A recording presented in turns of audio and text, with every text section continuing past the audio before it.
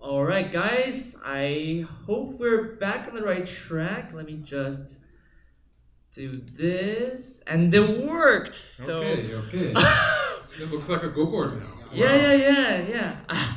Okay, that was a hard stopper, but we're back now. So actually, we're gonna take a short moment to just uh, wait for the feedback from Twitch, just to make sure that everything's running smoothly. But it seems like we are. And please do let us know if you encounter any more glitches from your end. We're trying our best to fix them for you. Okay, looks like we're back. So sorry about the interruption there, but we have more commentary. Just now, we were mentioning that White did play a jump, right? A one-space jump. White played a jump here. Yes. And so far this is going according to plan. Black wedges here, so black's really grabbing the territory. And this was a point where now you can see this is very typical of Zen, this kind of playing where white is playing stones towards the center. We're going to see a white moyo building up. So he again played the plan move. All of this was in his interview with you. Right. He was talking about the moves he wanted to play. This was actually a point where it was an opportunity for black to play the attachment here. And if white plays a hane, black can play this here and play the cut. And black could now just extend, or black could play an Atari and make a hanging connection or something like that. So this would also be, or even if black just quit after a few moves, maybe black could play if he really wants to play here. But I would rather be playing something a bit more forceful, actually. Mm-hmm. I think it would be a good chance for black to play that exchange there, that forcing exchange. If white plays the hane, the rest of it is going to be forcing. So I would have liked to play that as black, because white's next move, again, it was a very Zen-like move. Playing that nice move, sort of looking as if white is planning on attacking black a little bit here, but it's more important that white is starting to build in the center of the board. And this is something I remember now. It's something that Zen really likes to do. Actually, in a lot of traditional theories, right, we talk about the vital point, and sometimes that is the line between expanding one's own framework and reducing. So, is it safe to say that White just took a pretty big vital point that Black didn't? Well, it was a big point. Yeah, I would just call it a big point. Sure. Okay. So, yep, Black jumped. Actually, yeah, before Black played the turn, Black jumped. Yes. Yeah. And White answered? Grabbing some more territory. Mm-hmm. So now we're sort of running out of opening points. Like the two big issues, well, two or three issues left. One would be how is black going to finish off the lower right area, because it's far from being territory at this point. So black, at this point, one strategy for black would be to start playing moves in the lower right area, for instance, something like this, or something like this. Okay, we're getting a live update from the venue that there has been a pause, so, but we've caught up, haven't we? We have caught up, yes. Okay. Now it's continuing. Oh, but now it's continuing? Oh, they just came back from the break now, right? Okay. Okay, so, yeah, I see, there are more moves, yeah, there are more moves. Okay, black pro. So, and yeah, White did make this Novi. Mm-hmm. And then, yeah, black. So it's white's turn. Yes. And it does still look like black is still going to have an advantage in territory, and the question is how to handle the rest of the board. Because there's, I was going to list some issues that black might have in the future of the game. One would be the lower right corner, because this is not yet black territory. So black has to be ready for the fact that white can invade at any time. Mm-hmm. And so one way to deal with that would be to play some extra move here, trying to press against that white group, which is already getting to be a strong group, and to turn this into a territory. So that would be one strategy. Another issue is that white's center, if white continues to play in the center, this could start to get fairly big. So black has to worry about that just a little bit. It's probably not going to be decisive if black can handle the rest of the board correctly. I noticed that in all of your variations, white actually didn't respond to the crawl on the third line, right? Was that? That's because I had a lot of different stuff to talk about. I think white's going to respond to it. And well, we can check. Oh, he Oh, didn't. he didn't. Okay. This is another problem that black could have. Mhm. If white can escape with that stone, so black has to be very careful. I think if black plays something like this, maybe he should be able to capture that white stone. It's very important for Mhm. black to finish this white stone off.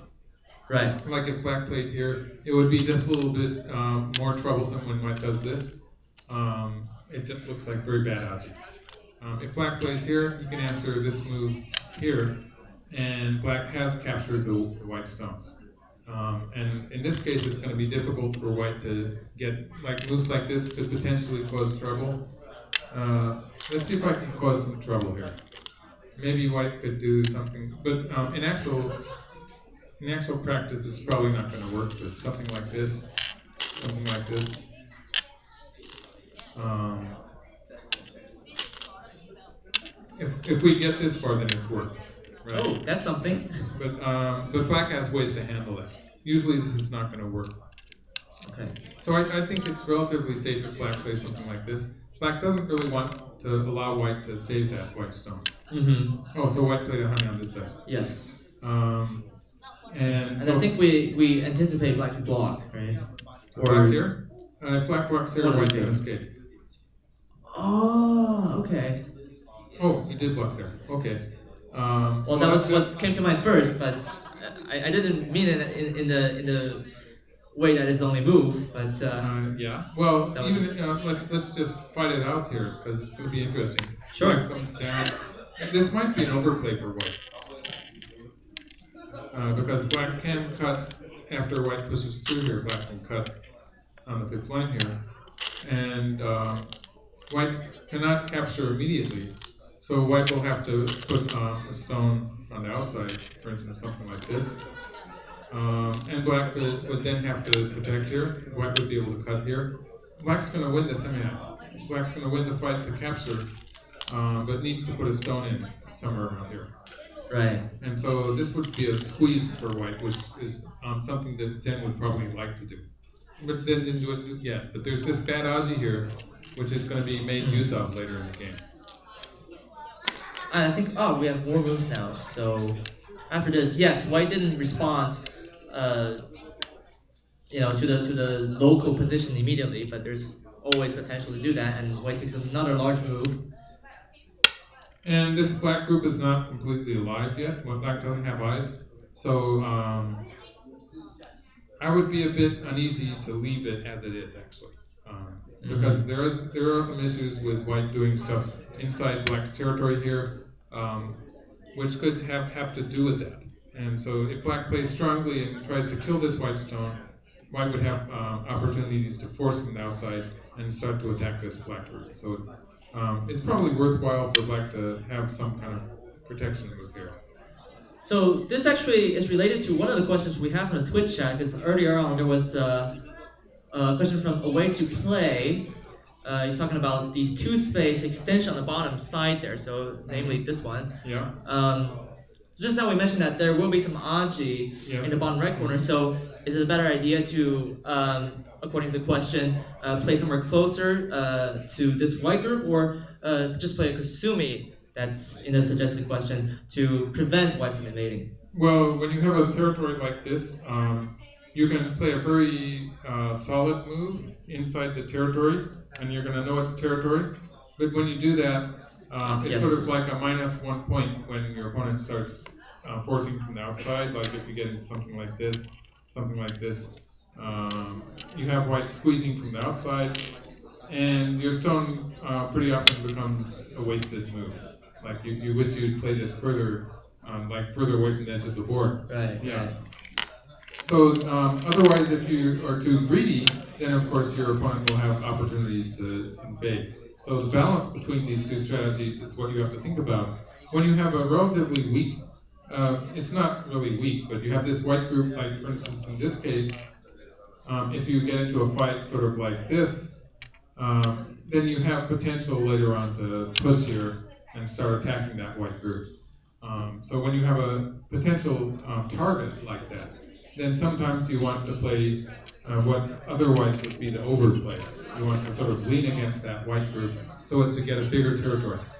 Right.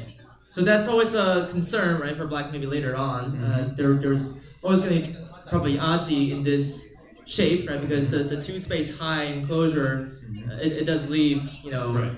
space Well, for what's white. really interesting in this position is that black Mhm. curled here on the third line, which was an attempt to play a forcing move in sente, Yeah. which was profitable.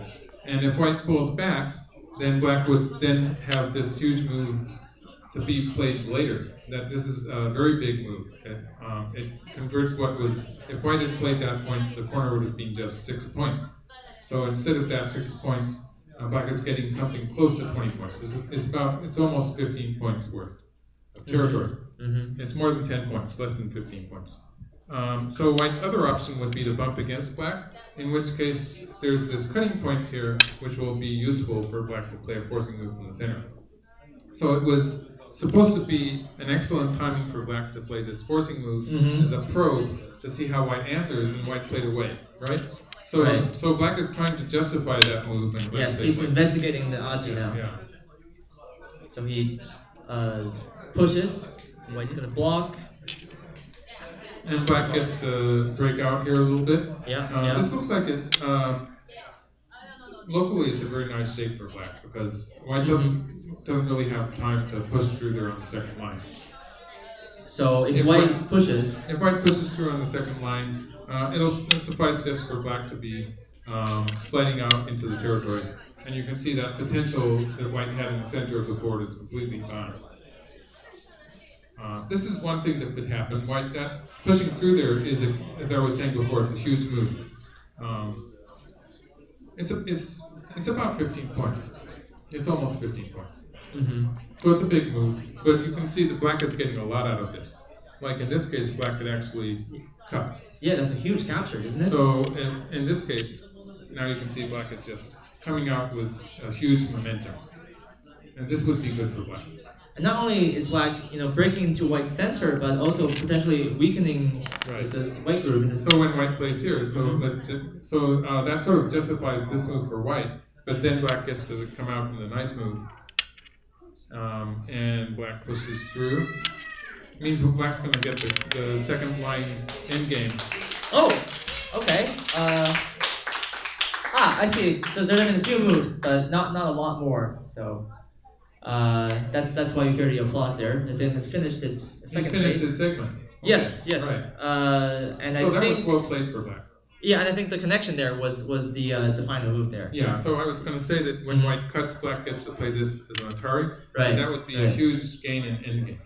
And so white connects here. Now black cannot connect underneath in sente, but of course the white territory is going to be smaller.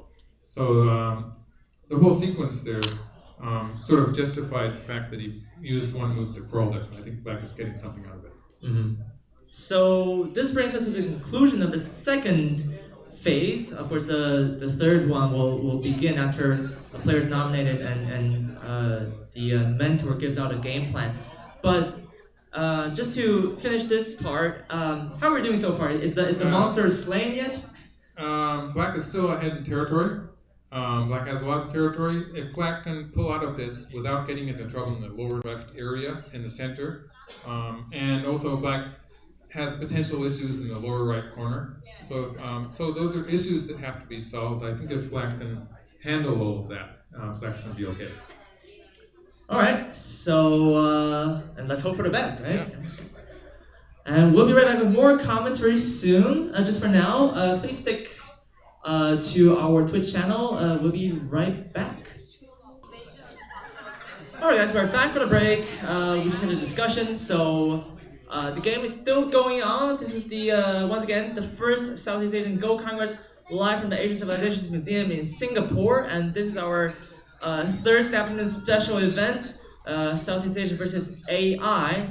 By AI, we of course mean Zen 7 with the 7-dan setting on our organizer James' computer. So thanks James for that. We will have more coming up, but first of all, I got a hold of course, our next player representing Singapore, Chen Yilin 5-dan.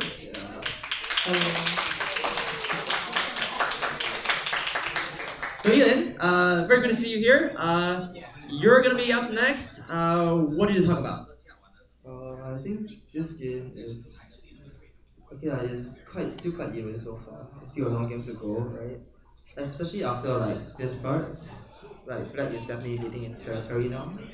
Yeah. Mm-hmm. Well, so what I'm more worried about is more of this part here, where I might get attacked by white. So I'm scared of white playing this move. Yeah. Right. Because if you play this move, I can only defend here, and white probably goes like this. And this won't be very easy to play. I probably do something like this. This is just a thought of how the game might go here. Yeah, with white attacking black, and if I survive without much problems, I think this is quite a easy game to win. I think. Yeah. Really? Yeah. So you feel pretty confident. I hope so. Yeah. Oh. Are you just talking smack to Zen 7 now? I'm just joking. But yeah, as you mentioned, right? Your plan will be just trying to protect this group, right? Yeah, trying to protect this group and survive with hopefully a bunch of points. I think. Were there any sequences in particular that you went over in your during your discussion?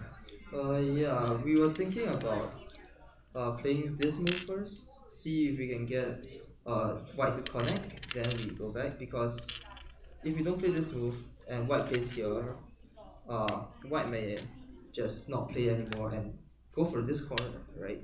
Because this corner is also quite big here. Yeah, so like, uh, not sure what Zen will play. Mm-hmm. Yeah, but if Zen plays something like this, so then well, I can either play here first or I can defend here. I think black will be leading like this. Yeah. Yeah, I mean, Yeah. that was a pretty huge territorial steal here. Huh? So Yeah. yeah, you guys seem to have a good chance. Well, we'll let you go, but best of luck, and hopefully we'll see you on the other side. Okay. Thank you. And we'll be back. Yes. And of course, over here we're gonna take a short break. We'll be right back with more commentary from Mr. Michael Redmond, 9 down professional. Alright guys, we are back from break with more commentary of Phase 3 of the Southeast Asian Go Congress special event. Of course, a team of 5 elite players from 5 different countries taking on the AI we're playing today. That is, of course, Zen 7 at 7 down level. So that's about to get underway. I think, in fact, they've probably started already. So without further ado, Michael, what do we expect in this third session? Well, white is finally started to attack the black group. So in this session, we're going to see white attacking and trying to change that into some territory in the center, or an invasion on the lower right area, or both. Basically, those are 2 things that white has to accomplish at this point of the game.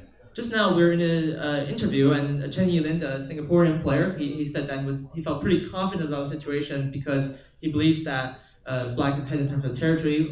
Would you agree with his assessment there? In the territory that you can count black as ahead. Of course, there's some sort of invisible white territory that's going to appear later, and there's the question of how forceful will the invasion to the lower right be, because black does have this weak group to deal with.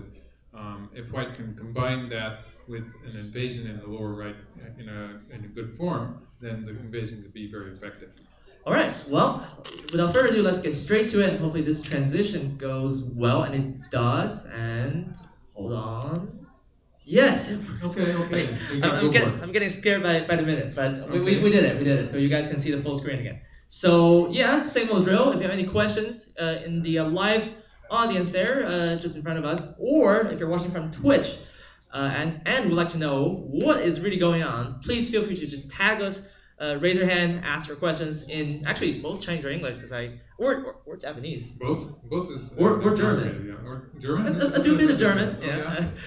And we're going to answer those for you. Yes. Okay. So white played here. This is an important move because, for instance, if white omits that, then when black plays here, we have an eye in this area. Black has an eye here, and it's relatively easy for black to move out. So by playing this exchange, it's pretty close to 0 eye. It's like later on, white can take away black's other eye if white wants to. So maybe black can, depending on how the shape turns out, sometimes black will be able to make an eye by playing here. But there's ways, for instance, if white played this exchange, then it would be possible for white to take away that opportunity for black. So black would end up with having no eyes. So black has to connect up to somewhere. We can see white is just playing a very straightforward attack here. And the idea is that since this area here has more or less, black has erased it mostly. So it's not going to be a very big white territory. White still has the territory on the side, and the territory here, and the territory here, which add up to something more than 30 points, close to 40 points. Okay. So black has territory here, and this is it. There's going to be a big difference in the size of black's territory depending on whether black gets that point or white gets that point.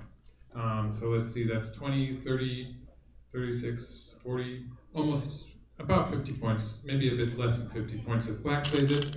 If white plays it, it's more like 35. So it's a big difference there. So if we are counting this correctly, and we assume that black does do play solidly from now on. Black has to deal with this group, so white's going to have the initiative. So if white plays that, then that move on the upper side, black has something more like 35 points. But then black will have the sente to do something with the lower right, which would then become a black territory. So white's plan probably has to involve invading this black territory at some point. And so white would like to be able to combine that with the attack that white has going on black's group on the left. Yeah, this is the bottom right corner is going to be the huge unknown, right? Because nothing has happened there so far. Yeah. But you can see that just the fact that white is pushing through here on what would be otherwise dame points. Like this whole area is completely useless as far as immediate territorial gain is concerned.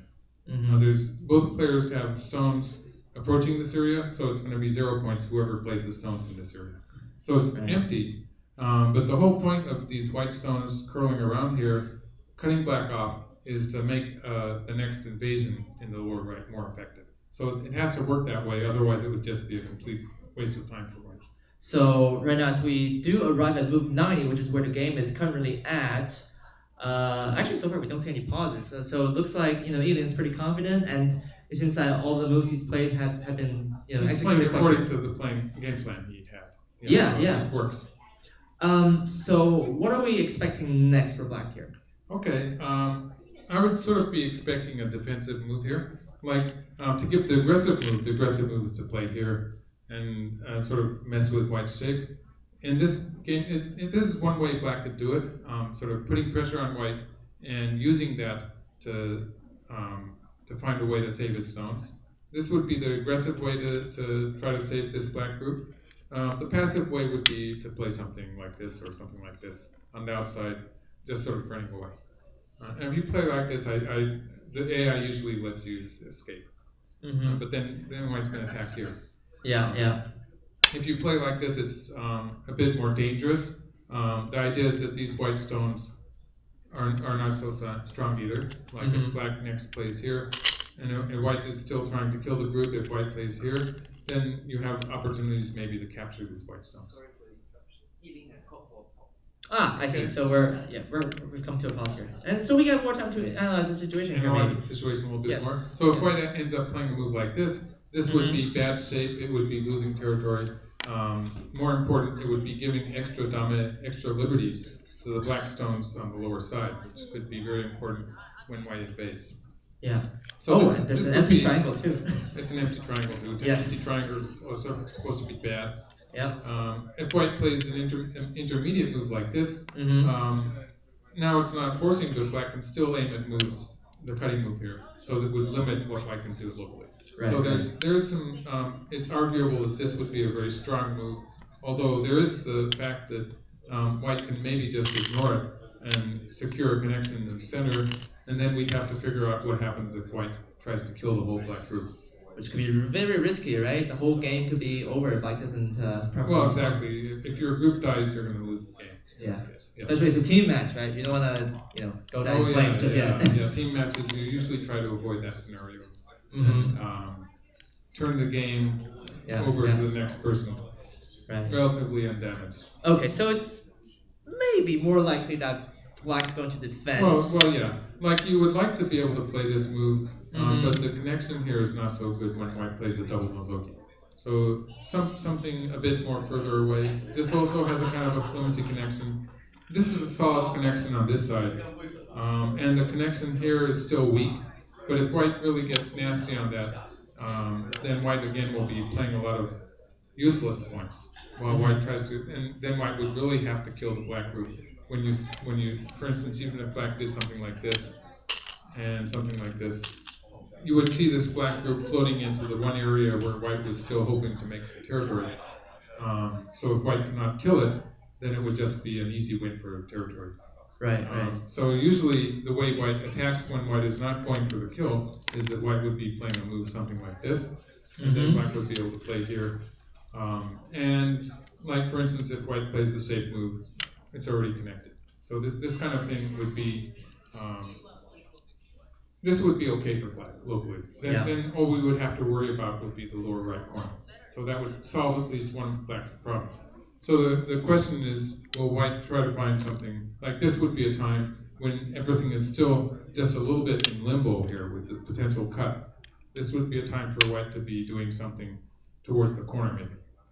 To create some trouble. Like there's this move, there's this move. This is a bit passive. It would be just going for a little territory in the corner.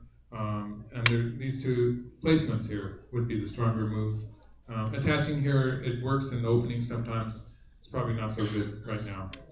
And then there might be something a bit further to the left. So there's a number of moves that Zen has to try out here. I suppose we have some time to explore a few of these variations, right? Okay, well this is probably the relatively simple move. And if Black covers on top, White can play here. And whatever happens, there's going to be some way for White to live.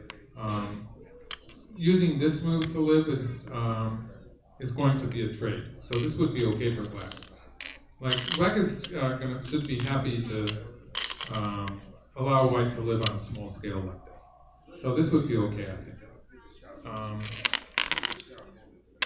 It might be more troublesome if White plays this relatively strong move like this, for instance, which is more difficult for White to make eyes, but it also leaves some weak points in Black's shape. So this might be more troublesome.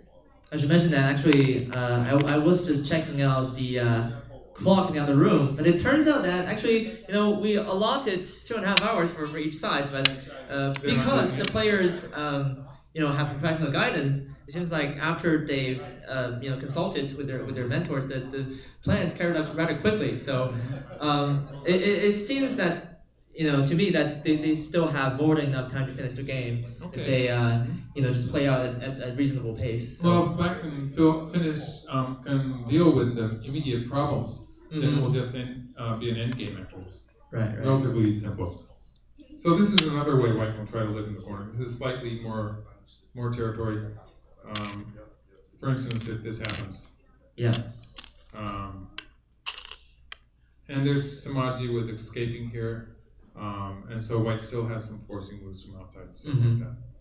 So based on your follow-ups in this corner, Black should be happy with just giving away a portion of the corner, right? A portion of the corner, since Black has played away so many times, that can't be helped. But if he tries to kill everything, right, that could be very dangerous, yes. But like it all depends on what Black's choice is right now. This is actually a very difficult choice for Black. If Black wants to play very simply and just protect the center, or wants to play something a bit more dramatic. Yeah, and of course, actually, it feels that for Black, he should try to simplify the situation as much as possible, right? Well, yeah, it's a dangerous position for Black. There is the outside chance that White could try to kill the Black group, so you want to avoid that. Actually, for amateur players, the endgame always can be dangerous, I think they're supposed to have a pro play the final move, so maybe. Ah. Yeah. Oh. Like we're in the third section, right? Yeah. All we have to do is get through 2 more sections. Yeah. So we're almost there, boys. I don't know who's coming up next. Is it Keith or Jimmy? Okay, then all eyes on you. Because it's possible that I mean, Jimmy could be just starting the end game there, and Yeah, well, as soon as this black group lives and the lower right um, position is decided, it's sort of even though there's a lot of open space, it could be called the end game already after that happens. right, right. It's not an end game at the point where you think the groups are going to die though. So it's not an end game yet. I'm waiting for that moment to say we're in the end game now. Okay, yeah. Yeah. So yeah, there are some variations coming up. Black is still taking his time, and it looks like this is a very important junction of the game. Of course, if Black does misplay, there can be, which there certainly can be room for error here. The game could turn pretty dramatically. Um, well, is there anything else other than these two positions Well, Black should pay attention to? As far as directions, those are the two important directions. Like, Mhm. let's see. I only gave a few variations. There's still all sorts of stuff that can happen in the corner, but it's just this locality basically. Mm-hmm. And then eventually, white. For instance, if white plays in this fashion, white will have. For instance, white could continue with something like. White will be able to make some territory there, but that territory is not going to be as important as the potential white has against black in the lower right. So I'm not really expecting Zen to play this way. I would be looking at something to happen in the lower right corner. Should we be concerned with the odds in the top right corner? Because earlier on in the game, you actually mentioned that there could be a fighting variation, right, in which black, should come out on top. Black probably doesn't have to fight all the way. We're talking about this move. Yes, yes. In some cases, black can just back off from the fight if there's other big moves to play. So black has a choice there. Or black, for the time being, black can win this fight locally. Black's going to win this man. So black has a choice here. It's not as if black is going to be forced to play the fighting variation. Like this way, black would end with tempo, or black would end with sente. Yes. So black would be able to protect the lower right corner. So even if he gives away, those points there, it'll still be okay? It will still depend on what happens in the lower right. I'm not completely at ease with this corner, even if black plays first. But for the time being, the center is more important. Yeah. And this is definitely, this could determine the game here, right? Because if black plays a dangerous variation, right? For example, one of the sequences involves white trying to desperately live in the corner, and that could really take a lot of points, right? If black living in the corner is a big move, yeah. Yeah. So things can change. Anyway, in the meantime, we, of course, as always, we are open to questions from the floor. But it looks like, of course, from Twitch chat as well. But it looks like tomorrow's game. Yes. By the way, Tomorrow's game. because we're just talking about Okay. we're talking about this during the intermission a little bit. Keep in mind that tomorrow we'll also have a special event that is streamed live in the auditorium, and that is, of course, the Gals versus Guys Team Relay Go special event. Of course, that's also a brainchild of our organizer, James Lee. So that should be also very fun. We'll feature five players from each side, so 5 female players and 5 male players, and I think there will be one from representing each country. Yeah. So I suppose there will also be a rank disparity there. Maybe, yeah. But will the role of professional consultation apply differently to that game compared to this game? Well, as I understand, the guys don't get any professional help. That's right. Yeah. It's a bit mean, but mean. but because I think we do have quite a few strong players. That the idea is to basically choose from the elite, right? Yeah. I think someone's taking revenge on the strong male players or something. Yeah. Really? Yeah. With professional help, the females should win. Yeah. That's definitely more than possible. Actually. Yeah. So someone's going to be enjoying seeing the guys get beat up. Yeah. As we have actually seen from this game, right? Maybe um, the role of professional mentor has actually helped a lot in this game because as To we a can certain see extent, here. yeah. Well, Zen Mhm. is very sort of a very soft style anyway. It seems to be very slow sometimes, and it's very subtly strong. So it's hard to see the strong points of Zen sometimes. Yeah, Yeah, but it's a very strong, like all-round right. player, right? Okay, well we see Mr. Yang walking back to the auditorium now, so it looks like the game should resume pretty soon, right? We're gonna see lots of Okay. rapid fire action being carried out. Let's hope so. That will also be the case tomorrow, right? Because Yes. we get plenty of time to consult the professional, and then they say do this, and then we Yeah. go straight for it. Mhm. Um, so yeah, I did want to explore the more complicated variation a bit ago, because we did mention among all the things Black can do, there is one which involves White actually trying to live in the corner, right? That involves a Kama, a nice move there. And you said that could be dangerous. Oh, yeah. I So- forget which one. Oh, you're talking about this one. Yes. Where White plays the attachment. Mhm. Each move, so to say, is a good shaped move, but if Black continues to try to kill White, it would be very dangerous. I think Black's best plan would be to allow White to live in this case also. Mhm. So in that case, it's better not to create these cutting points, and I would suggest it's probably better for Black just to play the wedge here.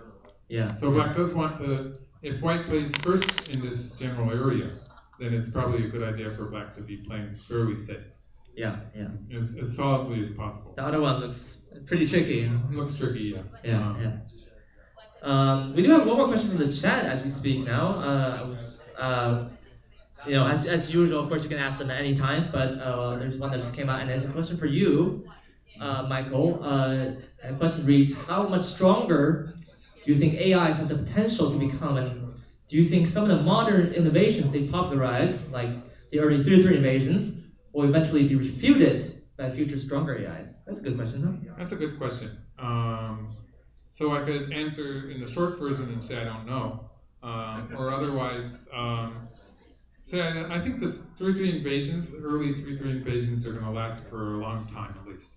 But the AIs are they're gradually changing. We know that they're changing because the moves they suggest are changing slightly too. So they are changing, and they seem to be changing to getting slightly stronger, very steadily.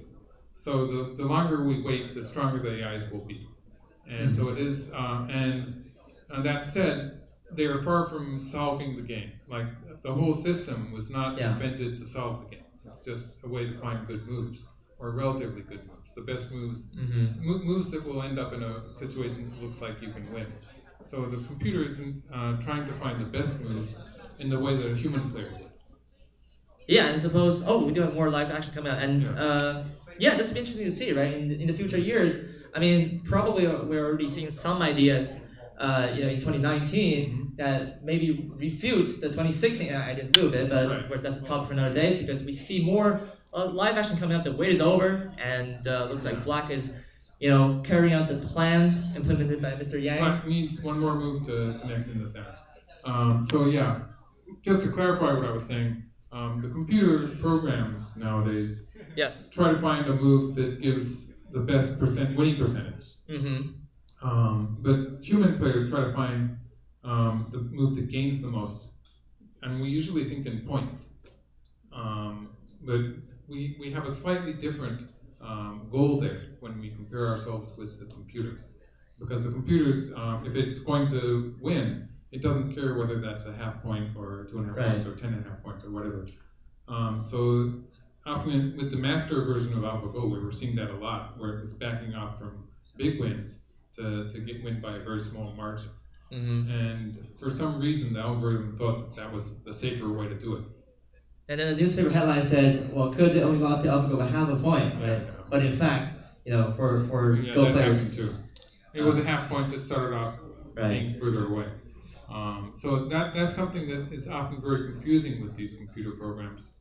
And just the way they're built, they're not trying to find what we think is the best move.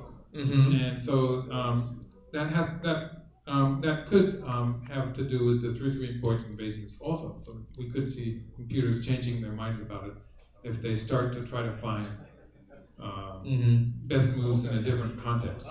I'm telling you, it's the Tengen right now. Oh, it could be Ahead of yeah. time. Okay, yeah, I'm just alright. joking. Yeah. Yeah. Well, you never know. Yeah, right. Yeah. I mean, it's on top of a hill, It's right? sort of logical. Hey, it's the best move in 5x5. It's the best, probably the best move in 7x7 and 9x9 as well. So we can't disprove that yet. Alright. But yeah, so just now you mentioned that percentages in AI play. So they're less of an assessment of like how many points they're ahead by, right? But more of like confidence. Most AIs will not give you that answer. How many points? Right, And right. that's the only way we understand that. Like it being having a 51% winning percentage is very hard for a human player to understand. Right, Yeah. right. And then I suppose and we do see a new move now, so black's just gonna jump. So we're still waiting for I suppose white's invasion in the bottom right there as we discussed. So now that black group is Mhm. looking fairly safe. Yeah. Hmm. And yeah, that looks like I mean the textbook good shape, right? It's pretty good shape. Yeah. It's not completely alive, so black still has to be careful that it's connected. But it's probably okay for the time being. And there's just that question: will it be connected up to that bad oddsy that black has on the right side? Right. But of course, the focus of the game right now is the bottom right invasion as white plays a Q3. So Okay, white did it in a fairly straightforward manner, but slightly more strong. This is the more dangerous move. It's actually slightly more difficult for white to make eye space here with this move than the move that I was showing before. But there's also it's less likely for black to get a very solid shape. So what I'm talking about is, for instance, if black plays here and tries to make a very solid connection, we're going to see white taking out a lot of black's territory.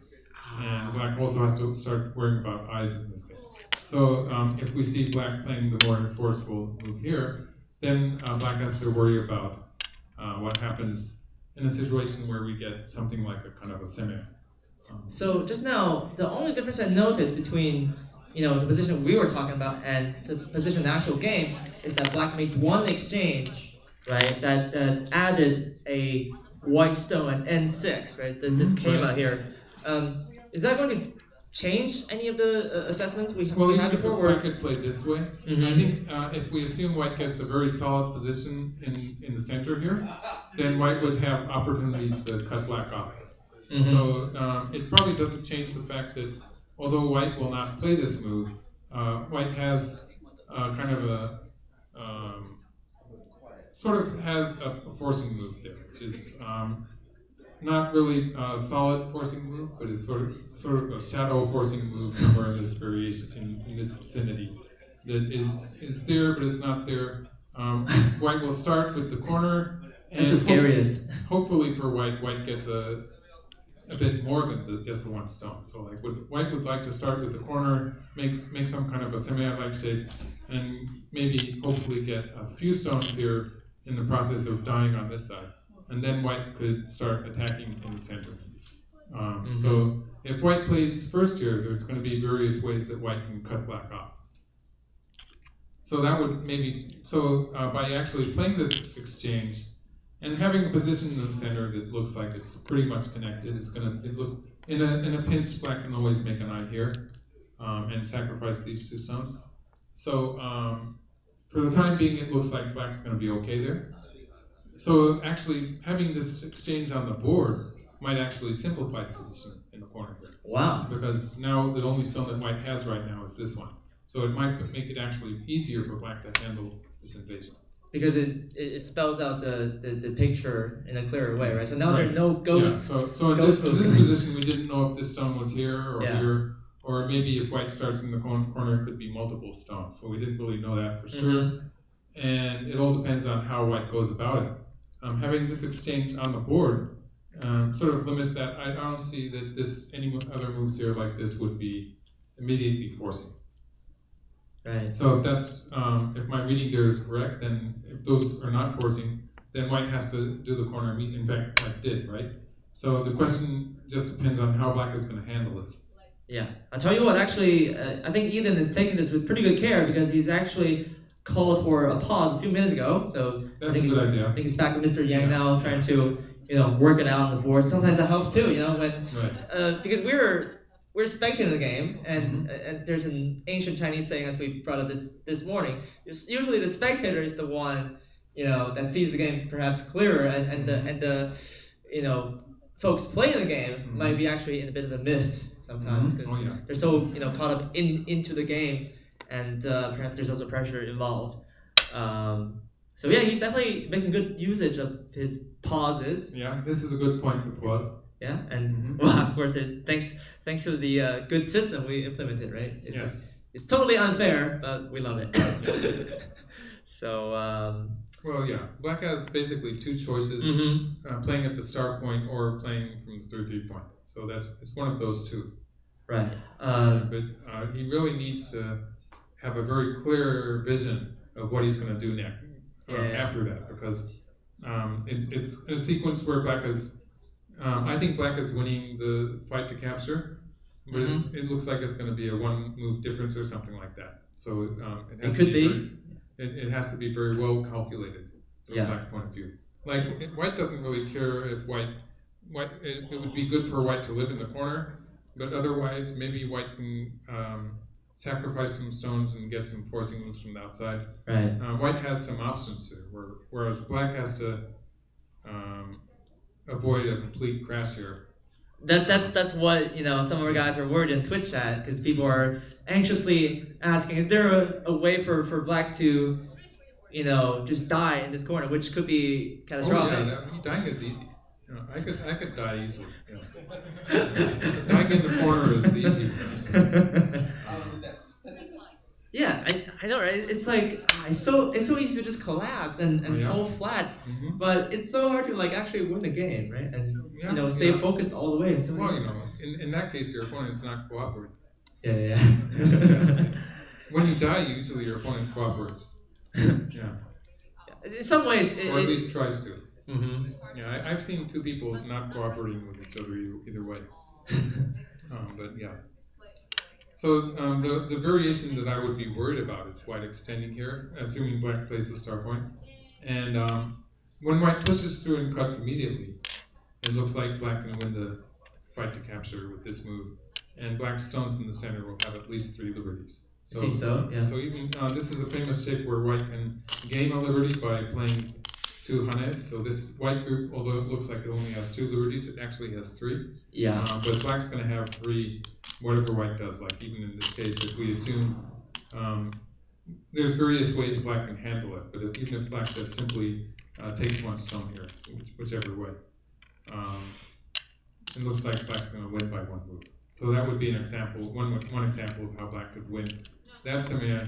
So what we're really worried about is white extending the liberties here just a little bit before cutting here. And this is going to be much more difficult for black to calculate. Yeah, because it involves a larger white group, right? Yeah, or white could play moves like this, and again, it would be much more complicated. Yeah. So that's probably what they're going through right now. I don't terribly love that variation for black. My feeling is that it should be okay for black, but it's going to be very tricky.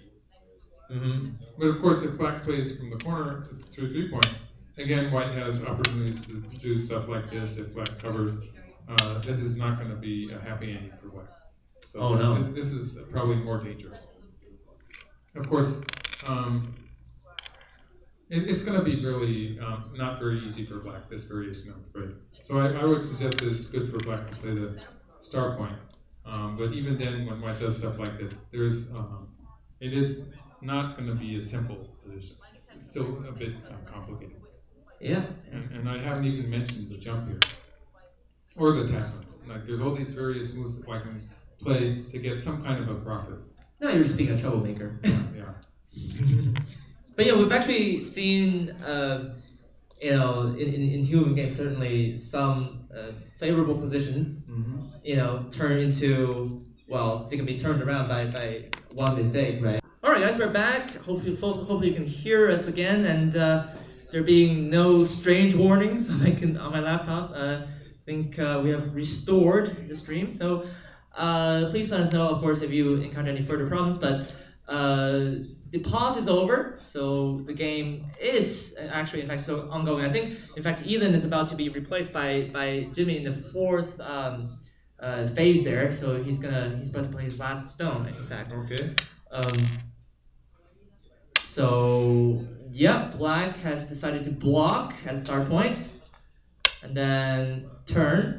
Oh, this is the. So this is exactly the variation I was talking about a little bit before. Right. So black has to be pretty careful here. Mm-hmm. Probably the plan is to allow white to live somehow and to connect up in the process. So moves that black could be thinking of would be the diagonal attachment here, or just the connection here. But the problem with the connection is that white it can go after the two stones here. So that's why I'm suggesting the diagonal attachment. And if white just plays something like this, at some point, maybe black can connect anyway. So this would be different from before in that white cannot cut off the two stones. Mm-hmm. Unless white plays here. Wait, I might have made a mistake here. So if this happens, we get into another semi, a fight to capture. This one is going to be a bit more complicated. If black simply plays there, this is going to be good for white. So black has to slide or something. We get into this kind of thing. Black has only 5 liberties, and when white plays here, white's going to have more. So this would be a crash for white. So, sort of showing you how easy it is to crash. If black connects here, the next thing black has to worry about is the cut here. If white can get this in forcing, then it could be a bit troublesome. So like if white plays here, black plays here, if white plays here, if we end up with something like this, we have to figure out how is this fight to capture going to turn out. But if white plays here, black has 3 liberties now. Looks like black can win this event. Right. Otherwise, if white plays towards the corner, we get a completely different type of semi. This is actually looking bad for black because black has trouble on the left and the right. So this looks a bit dangerous. So, it's confusing for me. I'm pretty sure I'm confusing everyone who's watching. Well, that's not good news for us. So black has to find some way to sort of back away from this fight. I thought you would bring some good news here. Oh. Being the voice of reason. I'm not used to being that. Okay. Well, black could do something sort of intermediate like this, which would be kind of a safe move. It would be less dangerous maybe. And could play a ko-like shape. Ko's are sometimes a weak point in AIs, actually. They don't like to fight ko's so much. So this could be a way to play. So the advantage of this move is that this one has this cutting point, this one has this cutting point. This move well, it has a ko, so it has a ko. Ko's no problem. Ko's not a big deal, but it gets rid of both cutting points. So even if white pushes through here, right. There's this cutting point here, which if black just attacks it immediately, this would be dangerous because of this exchange causing trouble. Yeah. But at some point, black can just capture the 1 stone, and this would be after cutting here. Now black has this move here. It looks like it's going to be no problem for black. I'm doing this supposedly, I guess, in favor of Jimmy because he's probably about to go up there.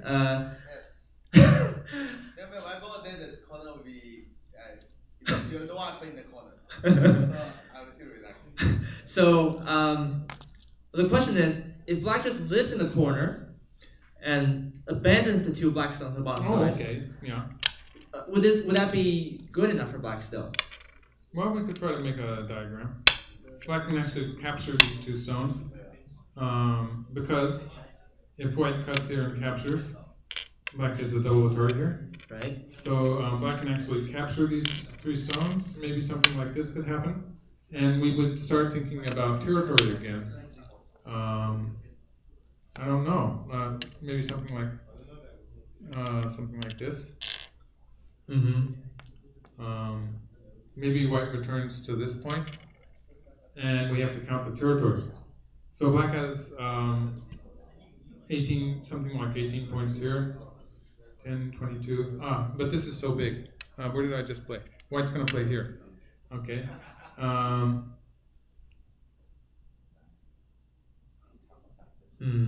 So black has a bit more than 50 points. White has a lot of territory. White has Komi too, doesn't White? Yeah. So this would be it's good for 7.5. White. 7.5 point. Komi is big. Oh, So that would probably be good for White. So black doesn't want to sacrifice the 2 stones. I know that we are supposedly having a professional player play out the end game, but I think the idea is they only come on after the 4th phase ends, The 5th right? phase. The 5th There's phase, 5 yeah. phases. Yeah. Five, So they cannot jump into the end game prematurely. The 4th player has to finish before the professional can start taking. No, so, there's 5 players. Yeah. So 5 players play, and then the professional plays. Okay. So the Yeah. professional would be the 6th session, right? If they're I heard that for the first time today, so I suppose so. okay. I don't even know who the professional player is going to be. All right. I'm hoping it's not me. No, you can't go. You're stuck here with us. Okay. Yeah. But yeah, so that means I don't know how much longer this game will go, but certainly, the early end game will have to be played by one of our Yes. team members or We're- two. we're- once the black group in the center is pretty much alive now, so we could even call this trouble we're having in the corner. We could even call it an end game sequence in a way, in a very broad meaning of the word. Right. So I mean, there's still a lot of There's also non-finalized things, right? Let's start a ko in the corner, for instance. This would be troublesome. Like it would be taking away potentially black's eye space. So if something like this happens, we're back in the middle game. Yeah, Would you prefer the middle game? Yeah. If we do this, we'll have. I think we'll have 5 sections in the middle game. Well, If from the our COVID point, lasts for a while. yeah, I mean, from the audience point of view, we certainly would love to see more, right? But I mean, from the player's point of view, and this applies to human versus human games as well. Sometimes you just want to, go for an easy win. So black played here, and I was showing this move. This is the better move, but the weakness of this move is that it leaves the potential escape here for black. Black can play like this and escape. This would be bad for white. Black escapes to the right. In actual play, white will play on this side and allow black to escape to the center. So Yes. black has this move to escape to the center left behind. So the difference between the move I was showing before and this move is that this move does not completely capture the 2 black stones. So black would probably continue for the time being with something like this or something like this. Either way. Black can live in the corner and look at playing this move next. Because playing it immediately is a bit dangerous when white can, in this case, white can play here to attack the corner and it would be a bit tight. So black doesn't want to do it that way. Black wants to leave the potential here and protect the corner first. Right. So the protection move could be this one, or it could be pushing through to play this hard. I am seeing 2 extra moves on the board there, so So this just actually killing yeah. the black stones. It wasn't good to play that exchange because now the 2 black stones are captured. So okay, I see. So now that this is still Eden's turn. Yeah, my bad, right? I think he's still playing. So now these 2 stones Yeah, are yeah, just still they're playing. just dead. Okay. Because for a split second I thought it was someone else's turn, but yeah, I suppose he's gonna play until move. So now black has the 120. initiative, but white has a lot of territory. White has about 30 points on the lower side, and has. It's hard to count the left side because white has some potential to increase there. But I could probably count about 20 points there because, for instance, if white plays here and plays here, white can chop off those 2 stones there, like this. So that would be, otherwise, if black protects in the center, white can capture the 1 stone on the side. So white has some potential there to get some extra territory. And even if black plays a move like this, white will still have moves like this. Oh, that doesn't work, sorry. So yeah, but basically black needs this stone to have a complete connection there. Right. So if this can be anywhere between 10 and more than 20 points. So it looks like it's a bit more than 15. I was saying this was about 30, so white has 45. This territory, black will have the initiative now. Are we looking at a different game? Yes. Okay. Yes, sorry. Okay, so black played here. So black's trying to get some kind of an attack on this white group, Yeah. but white answered here, so this attack is not going to be very effective.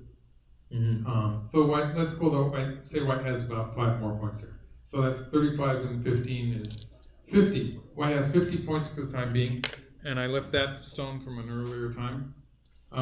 Black, to be able to win against about 50 points, black needs to get this point. Oh, that's so big. It also has probably some follow-ups too, right? In the top left area. It takes away liberty from white, so there's some extra value there. And if black plays that point, that whole area on the upper side and with some extra territory on the right side is going to be about 50 points alone. So with some extra territory in the corner, black still has potential to give out Komi. It would be relatively close. After all of this, if white somehow gets Sente and gets this point, now that black area will be down to probably 35 points. I think I said earlier that this was going to be 35 points. Right, so then black will just have this little territory here. It doesn't look like it's going to catch up to 50. Is it safe to say that maybe the turn on the second line or the block for either player, is that going to be the largest move on the board right now? Well, right now black is trying to attack white on the right side and get some extra value there in the process. But white is countered with this move, which in turn is, for instance, if black connects here, we can see that this will be putting some pressure on black in the center of the board. Threatening black's connection, you might say, at the same time as saving white's stones on the right side. So black's attempt to attack white is not being very successful, I don't think. So black pushes her and cut here. Yeah. That's Sente. So white answers. It's Sente, but white's answering move does increase white's eye space a little bit. So white's alive there. Black will probably continue with something like this to make some eye space for black in the corner, and it does seem to attack white's group. So maybe or maybe not forcing. I'm not so sure about this, but white might be able to get away with something like this, or pushing first maybe. So black will answer, right? And then we have a tomato problem. Zen actually is probably not so good at doing life and death problems. So maybe we could get lucky and kill this black group, the white group. Yeah, that's actually one of the weaknesses of AI programs, because I mean all round, they have been very strong by all standards, but the only two kind of areas of suspect are number one, playing out ladders, because we talked about that. Of course, that's what happened yesterday. So by the way, actually, the other game I was pulling up. That's the game happening right now between Lee Sedol and Hondo. That's an even game. So of course you can also check that out on your own. There'll be a relay on GS. The second game of the series, Lee Sedol won the first game. Yeah. Unfortunately, the last time I looked, Lee Sedol's winning percentage was 0.5%. So it doesn't seem to be a very good winning percentage. Hey, game 4, right? Move 78. That was a long time ago. Yeah. Could happen. You never know what's gonna happen with this guy. We don't know what the percentage was in that game. Yeah. So anyway, the point being, the two areas, right? We could maybe fool the AI are one ladder reading and two Sumego, right? Life and death. Life and death. So if white plays, so far we've come to this point. Black will probably cover on the side there, and usually white would just add a stone. So if it gets tricky and tries to avoid putting that stone in, I think we could have some chances for black. Although I do have to mention that I think Ian has used up both of his pauses for the phase, right? So. Well, if Zen plays away, he could just leave that for the next player. Oh, that's true. But that puts so much pressure on Jimmy. That's the definition of teamwork, right? Yeah, that's the definition of teamwork. when it's difficult, just pass it on to the next guy and shift the blame away. So, and white did block. Okay, So boring. that's a lot. That's boring.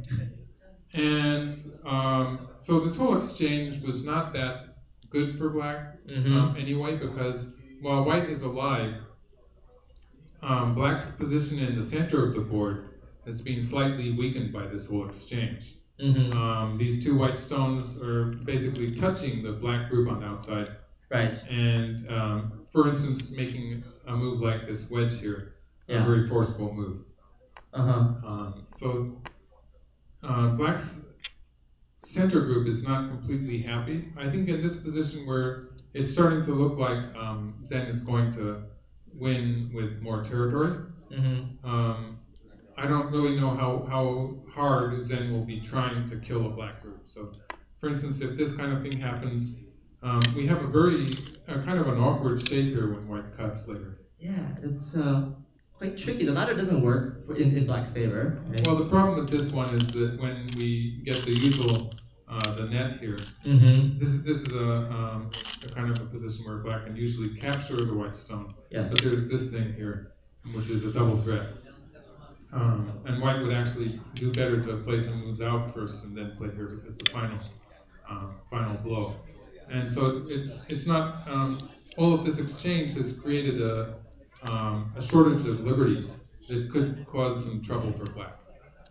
And also the fact that this stone has come into Atari, it means that there's no potential fight to capture here. One thing that was redeeming for this was that black would like to play a move like this, in which case black would be only losing by one move. It means white would be forced to put all these stones in. Right. But the fact that in the process of trying to attack white here, black is giving white this Atari here, and with this forcing move in the center, black doesn't have time to connect that stone. So black has lost the opportunity to start a semi-eye on the lower side. Even though black was going to lose that semi-eye, it was some potential profit there that sort of disappeared. We're getting one question from the Twitch chat so far. From Combat Labs, is there enough value in a deep center invasion to come back? I suppose this is from Black's perspective. Well, that's something that Black would like to be able to do. The weakness of Black's connection here in the center is something that sort of worries me when I'm thinking of going deeply. But Black does have a weak point here, a peep here that could work. Black has the potential of pushing through and cutting at one of these knight moves. So Black would like to make use of that somehow. Yeah. In fact, he's actually pushed. Yeah. Plays a hane. Yeah. So Black would like to find, rather than just reducing White's territory, Black would like to be looking for some kind of an attack, actually. Wow. But that, I don't know if it's going to work, but for instance, cutting here would be exciting. Well, Jimmy has his work cut out for him. It would be exciting, but it probably doesn't work. But yeah. Yeah. So. But that's the kind of my feeling for the kind of thing I want Black to be looking for. Yeah. So right now, I mean, does Black really have to do this? If Black just plays normal endgame, is there a pathway to victory? I think White has a lead at this point. Like there's this 30-point territory on the lower side, that 15-point territory on the left side, and so it's more than 5 points here now.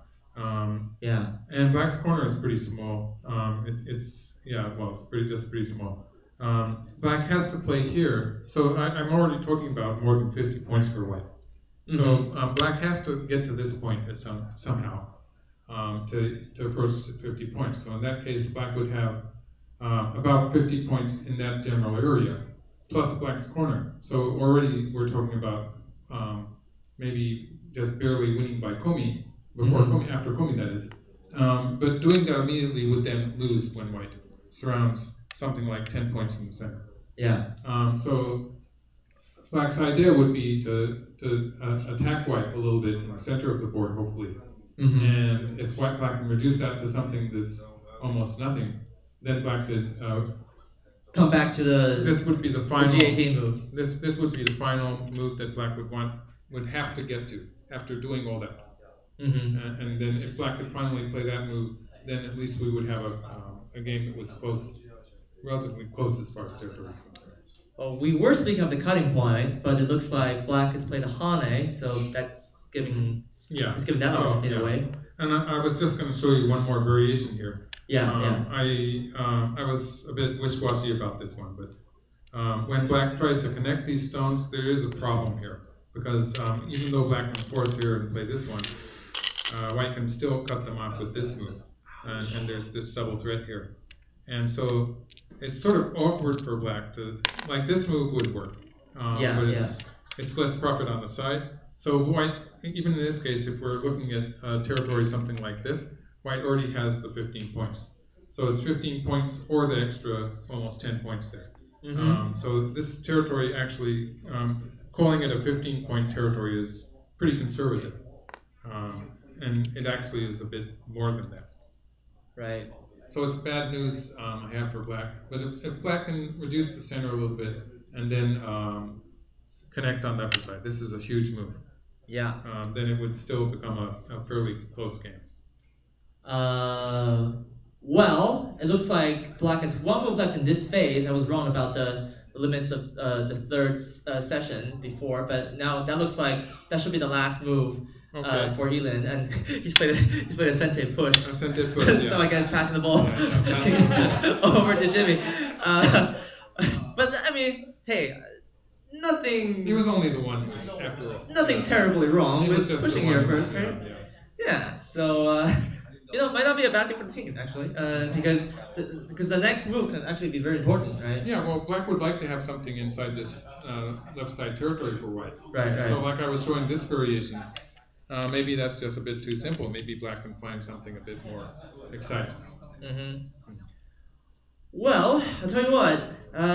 This game is still up in the air, isn't it? There's still something. Actually, for both players to do, black still has some chances, right? And if he can, as you said, reduce the central territory, and hopefully heed the professional mentor's advice, there's still definitely a chance for a comeback, if we can say that white has lead. So Ian has come back. So well done, valiantly fought.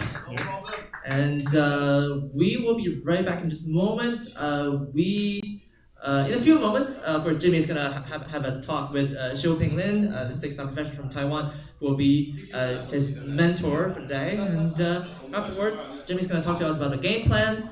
And we will be back after that with more commentary from Mr. Mike Ribbon, 9-dan professional. Please stick with us, guys. We'll be back soon.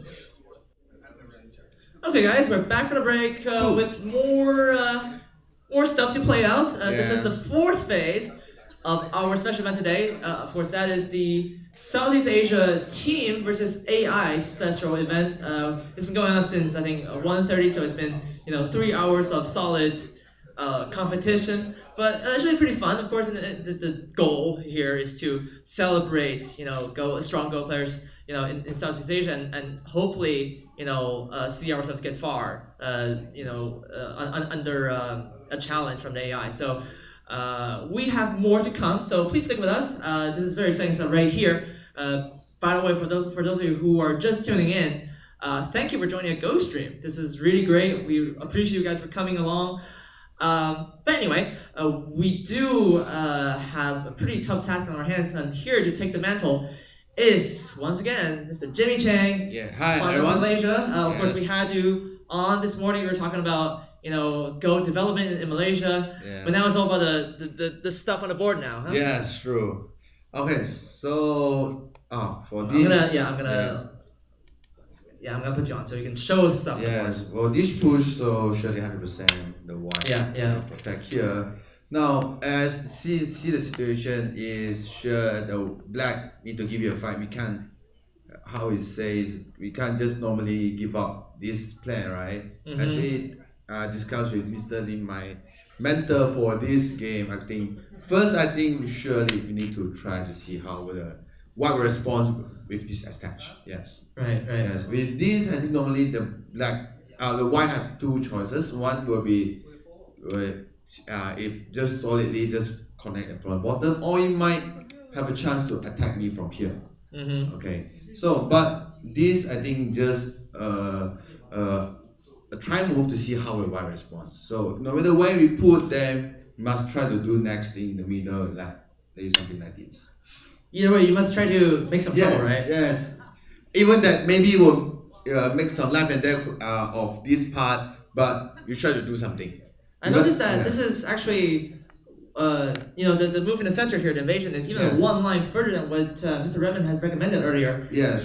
Is that the opinion developed by your mentor, Mr. Lin? Yeah. If you just normally like this, I think we can't hardly find any more chances after that. I think you just there's no more any good chances after here. So we must try to see how the white responds. The best hopefully the best is for the AI to fight back. So then I might have a chance to peep here. So you're actually inviting. Yes.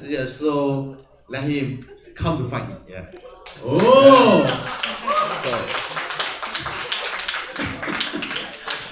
Actually, this is not really my style. So I gotta say, James, this is going so well, right?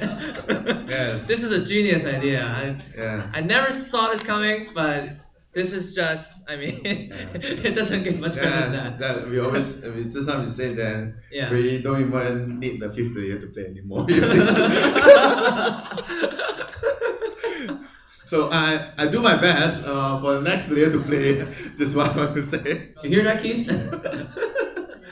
Well, wrestling Zen 7 in a position where you're not in absolute stone advantage is not an easy task.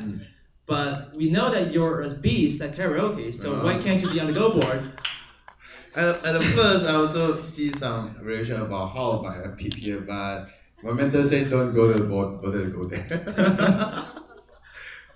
All right, well, we're gonna play out the fourth phase of this game. Okay. Jimmy, you are our hero, or should I say David fighting Goliath? Yes. At the moment. So, just do my best. Yes. Hopefully there's a chance. Well, we wish you the best of luck. Round of applause for Jimmy, please. Okay, thank you. All right, with that said, we will be right back from after break with more commentary from Mr. Michael Redmond. This is basically the most exciting stage of the game right now. So an absolute cliffhanger. Black's gonna, basically throw the kitchen sink at White, represented by Zen 7. So we'll be right back. Okay. All right, guys. Yeah, welcome back to the live commentary of the Southeast Asia Team versus AI Special Event game. It's still going on right now. So as you've seen there, Jimmy Chang, the fourth player of the team, has taken over the torch, and he will fight Zen 7 with his bare hands now. Yeah. Or should I say fingertips, because go. Yeah, I guess so. So yeah, we're back here with Michael. Now Jimmy did say that he was gonna go all out, attacking mode. What do you make of that? Yeah, well, Black's sort of coming from behind at this point, so Black does have to do that. So it's a sound strategy, I would say. It's not as if it locally is supposed to work in all cases, right. But Black has to do something. And just playing simply, like in the very variation that he was showing, something like this. Right. Well, it's an example of what a proper move might be. It's not going to be good enough in this game. So Black has to go for some more, and White counterattacks. And Black does have some forcing moves. Like Black has this peep. This is probably really going to be forcing. Black has this peep. Maybe this is going to be forcing. It's a bit less secure, but there's these forcing moves that Black might be able to use if he's lucky. One question before we go back to the game. Assuming that Black doesn't play too much of a, should I say, excessively kamikaze style and survives, what does Black require to get out of this fight, and what does he need in order to get back into the game? Well, obviously, Black has come all this distance. It's a bit far away. So for the time being, Black has to save that stone without having it chopped off. So Black has to connect that to the right side. At the same time, Black has to maintain the connection for this Black group on this side. So that in itself is already pretty steep. But also, Black has to somehow get Sente so that Black can the tempo. Black needs a tempo to take that big point on the upper side. Right. And the way this could possibly work is the fact that these two night stones, the night shape here and here, these two shapes are not completely connected. So there is some potential for Black to threaten to cut. There's also a potential cut here, which if Black can set it up, Black has a cutting point here to look at. All of these, they don't look like they're going to work out simply. But they are things that Black has nuances for. There's some potential there. Wow, I hope that Jimmy puts those two pauses in this phase to good use, because at some point we're definitely getting something pretty complicated. But in the interview, he sounded like he knew what he was talking about. Yeah, well, that's what he always does, Yeah, and yeah. he always. This is just how we talk. I mean, at the karaoke, he knows what song to get to request. Oh, so there's a relation there. Yeah, at the Bakute place, he knows what to order. Yeah, So okay. he's just a man of confidence. Oh, yes. So having said that, it's the Go board that does the talking in this case. Okay. So we'll be heading back to the live commentary now. Of course, once again, if you have any questions, please feel free to ask us. Raise your hand if you're in the auditorium, or just simply tag at USGoWeb if you are watching from the Twitch chat. There's still a good amount of people left there, so thank you guys for sticking around. You're definitely getting your time's worth, I think. So Black has. Well, actually, we're caught up with the game now. Just as So either he's thinking about taking his time, or he's having maybe did he call his coach? Yeah, I think this is actually maybe anticipated, right? I mean, if they were studying this Well, he was sequence. expecting this move. Yeah, I mean, they should have seen that's it what coming. he wanted to happen, right? Right. Yeah, So he they wanted should a have fist fight. had a plan for this. Yeah, but you would like to have a plan for this, but Right.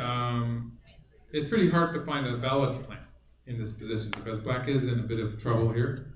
But like pushing, for instance, I could do a variation. Yes. Pushing like this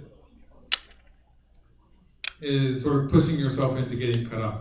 So like if Black plays this way, it's saying goodbye to this group maybe. Yeah. So that would not be good. And the game and your teammates join. That would be too easy, right? Yeah. So yeah. a better shape move would be to play here, but that unfortunately is not connected. So this stone that Black played so strongly here is just getting cut off, and Black doesn't get any compensation here because this cut is not going to work either. And so Black needs something extra. Black needs some plus alpha here. This is just not working. So this is an example of something that is just not working for Black.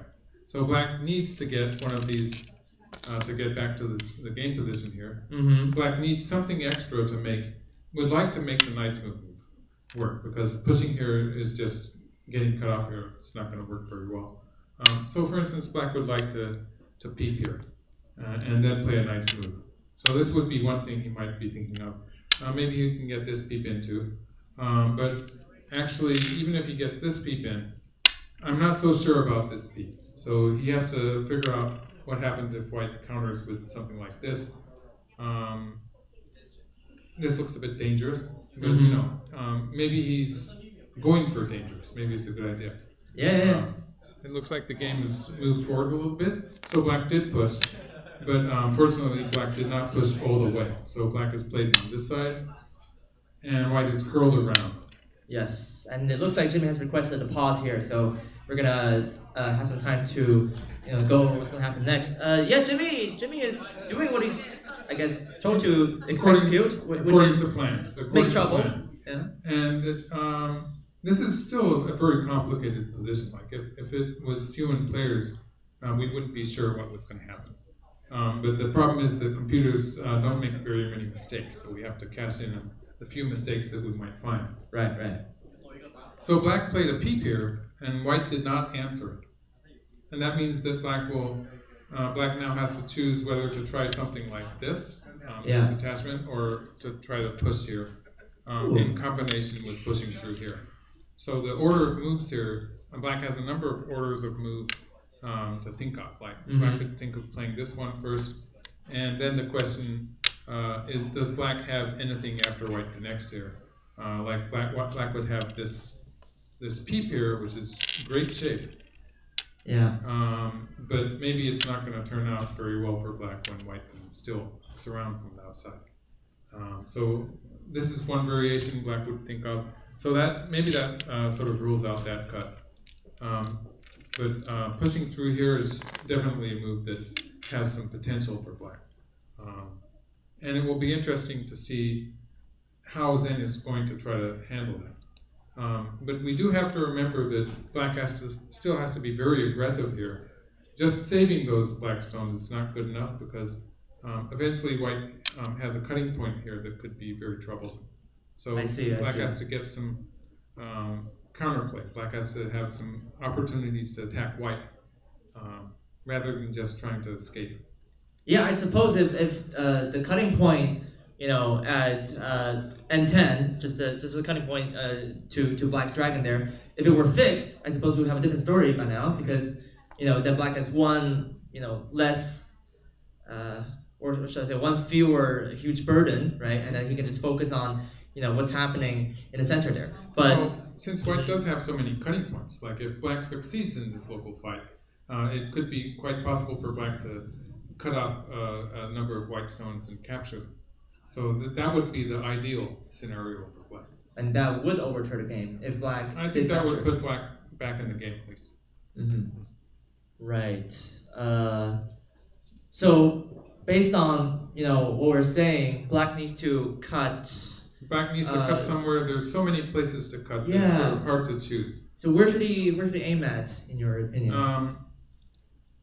Well, I'm looking at various things. I don't see anything that is really clearly working, and so that's what I'm sort of proposing right now.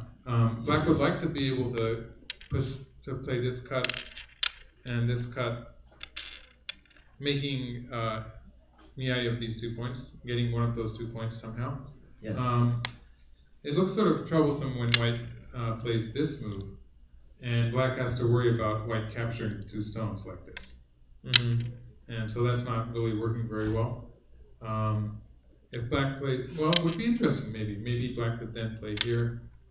This is probably not going to be good enough, but this would be a kind of an interesting variation. Oh, that's something, right? Because black can black is those saving the 3 stones, yes. Yeah.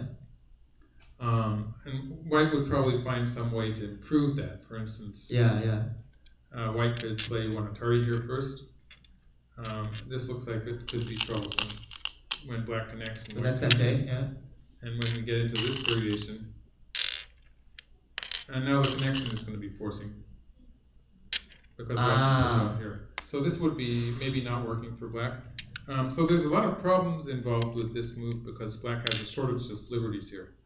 Again, if black starts from this side, then white can connect here, maybe playing Atari first. Mm-hmm. And then, of course, black stones in the center are just pretty short on liberties. They're probably going to stay. They're probably going to stay at just 3 moves, which would be bad for black. Yeah, white has a guarantee of 4, right? Right. So yeah. Black is 3 right now. So it's still a bit tricky. It's a bit tricky. That's one thing black could look at. Otherwise, okay, we're back at this position. Yes. I think I have the right shape. Oh, and no, then black is there's one exchange, yeah. Otherwise, just going straightforwardly like this, it cuts off a lot of white stones, but it doesn't really provide an escape for the black group. So I think that black's best bet is probably to try something involving this attachment. Mm-hmm. Well, let's hope that he finds it after. Well, with the pearl helping, of course, he will boost his chances. Well, the problem is, I think if white plays correctly, all of these are probably not going to work. But if we, so it's probably a difficult position for Zen also. This kind of complicated fight is often a weak point for computer programs. Right. Very involved, like it was an involved fight like this in which Lee Sedol beat AlphaGo in the fourth game of their series. So it's the kind of position where you do have a chance against the computer, but you don't know you don't know in what way it's going to make a mistake. Yeah, I don't think Lee Sedol anticipated in the game yesterday either, right? You know, White was gonna misread the simple ladder, but Right. maybe he did, but he's pretty good at finding out bugs in computer programs. Well, so. even in the game, the famous game he played against AlphaGo and won, he knew he was in trouble. He was in trouble in that game. Right. And he played that brilliant move. In his own words, I think he said it was the only choice he had left. It wasn't as if he was expecting to win the game with that move. Yeah. And so you can't really anticipate how the computer is going to go wrong. So it's but you would like to know, of course, right? So, but you don't know. So that's part of the choice that Black has here. Black has to try to find a variation that is going to induce the computer to play a questionable move. Yes. Well, Lee Sedol. It worked for Lee Sedol once. He does know a bit, right? Yeah. So maybe he's got he at least has a second job after. So let's take another go at it, maybe. Yeah. Sure. So let's have Black push through here Mm-hmm. and play here, and then play here, and then if White plays here, cut. And so maybe we could do it this way. Maybe we could get rid of. The whole problem is that White can capture these two stones with this move. So maybe we can fix that by playing here. And then if White connects, and then Black can cut. This would be a success. Yes. If White plays on this side, locally that's worked. It's good, right? Black can either capture these two stones, or Black can capture these two stones. Or you said locally. Yeah. There's a bit of a problem here because White can push through and cut. Yeah. And White can capture this stone next. And even if Black saves it, White has a lot of liberties. It's going to be a fight to capture between these White stones and the Black group here. But Black has a cutting point here to worry about, and it looks like White's going to win this fight. Right. Yeah. Especially because Black has so many problems, right? Once again, it would change the outcome of this evaluation if Black had fixed the cutting point already. Well, yeah, if Black had 2 or 3 stones and random points in the locality, it would help a lot. Yeah. But that can be said about just about any position. Yeah, I mean, if the stones worked out for us, right? Yeah. I mean, if we didn't play any bad moves, anytime we're about to play a bad move, we say, no, we're not going to do the bad move, we're going to play the good move. And we win every single game. Sounds like a good strategy. Yeah, that's going to be how I teach my students now. Having said that, of course, I think Mr. Lin and Jimmy are still working it out in the background there. So, of course, we'll try to get an update on when they resume playing. Having said that, it's been a pretty good game, right? Yes. Well, Black played very stably. If I had been one of the players, I would have tried to fight a little bit more to take advantage of. I don't know. My feeling is that would be the better chance. But Black started out with a very solid territorial strategy. So it did that after the opening. That didn't really fit into the game. One of the things I overheard in the hallway there when we were just checking in on the players, it was that, when we have a team match, and by the way, to answer the question from the chat, there are a total of 5 amateur players, so 1 from each country. So Brunei, Malaysia, Singapore, Thailand, Vietnam, in alphabetical order. So when we have a team match like that with more than 1 player, then the equation kind of changes, right? Because then you got people with different playing styles, right? And this applies to anyone, like even the professionals in China in 2017. they had I think a 5 pro professional player versus AlphaGo match, and that of course ended resulted in an AlphaGo victory. Yes. Do you think that came into play in this game, that different playing styles from? Well, definitely there is a problem with that. I think that the strength that they can play at is lower than the average strength of the players generally. Um, unless the players are very well matched in strength as well as style. Like style is important too, but and in this case, I guess the strength of the players is fairly similar. Yeah, actually, there's no great rank disparity. You Right, can see in some Pairco matches, right? When that But happens. yes, also the style is important, and the very fact that it's a team match sort of inhibits people from playing the exciting variations sometimes because they don't really want the game to end as their responsibility. Yeah, I mean, especially as the first or the second guy coming up, right? You don't want to just collapse. In a pure meaning, it's sometimes you have to fight. Like that's the way the game is set up. Yeah. So speaking purely about the game itself, you should be able to fight in the beginning of the game if you feel that's what is necessary. But sometimes in a team match, it's, if it's not successful, then it can be very disappointing for your teammates. I've got an idea. Next time when we do this thing, we should have 5 different AIs on the other team. So if the styles conflict with each other, we can have them argue over the GTP console. How's that? That's okay.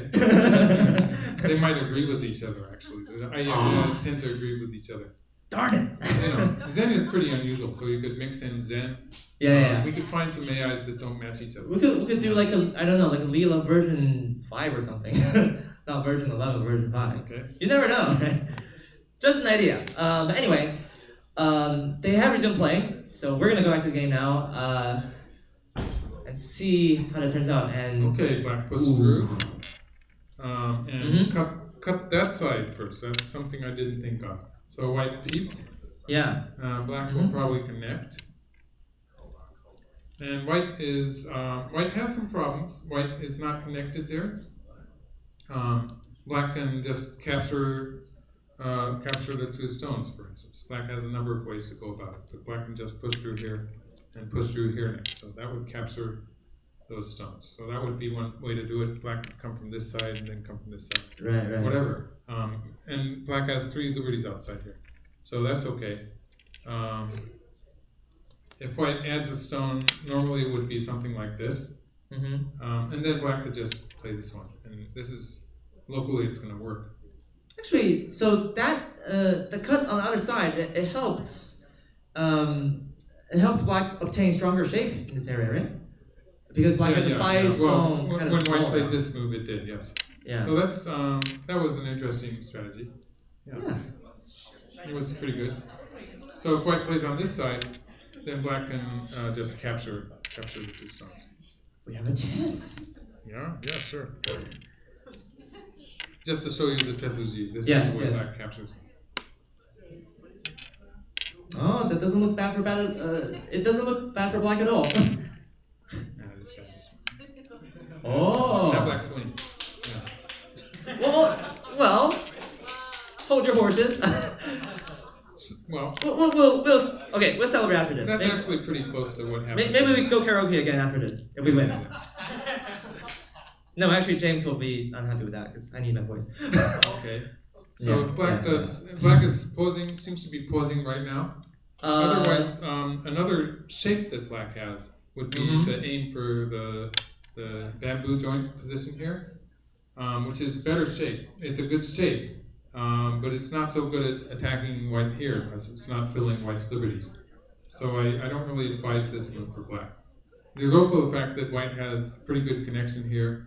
It means that black has a weakness in fight to capture. So it's probably better for black to do it this way. Yeah, I think one of the possibilities could be that black is pondering on his own. So because I was checking the time in the room there, they still got plenty of time left. I think at least an hour and a half when Jimmy came on. So I mean, he better make use of that now, right? Because every mistake could be the last. So if black does make a fatal mistake, then there's not much to go at. Well, it looks after like that. the local position, at least, black has handled it fairly well. Yeah, and I mean, at this point, we can probably say that whether we win or lose this game, we put together a pretty good fight. Yes, yes. But of course, the goal is to try to win there. That's always the first prize of the game. Yeah, so does white only have two options now to fix the top or the center? Yeah, one or the other. There's still some things that are sort of troublesome, worrying for black. The fact that this group here is not alive. Yeah. One wonders what might happen if white plays this peep at some point. So I would still be a bit uneasy here. Black has all these weaknesses all over, and does not have eyes for this group. So if white plays correctly, I think it could still be trouble for black. So even though white takes a huge damage on the top side there, because I mean, right. It would be a big damage. Yeah, like black could. But if white gets the cut here, it looks like this group could be in trouble. So this one could be interesting too, but it looks like it might be dangerous for black.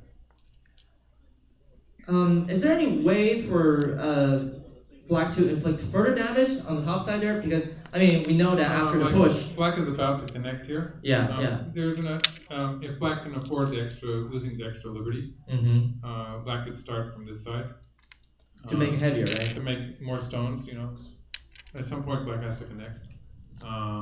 But this is losing a liberty. Let's see, how could white take advantage of that? White would probably have to play something like this, though. Yeah.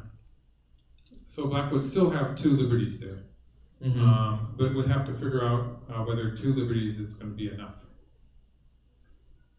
Maybe two liberties, so black could then play here.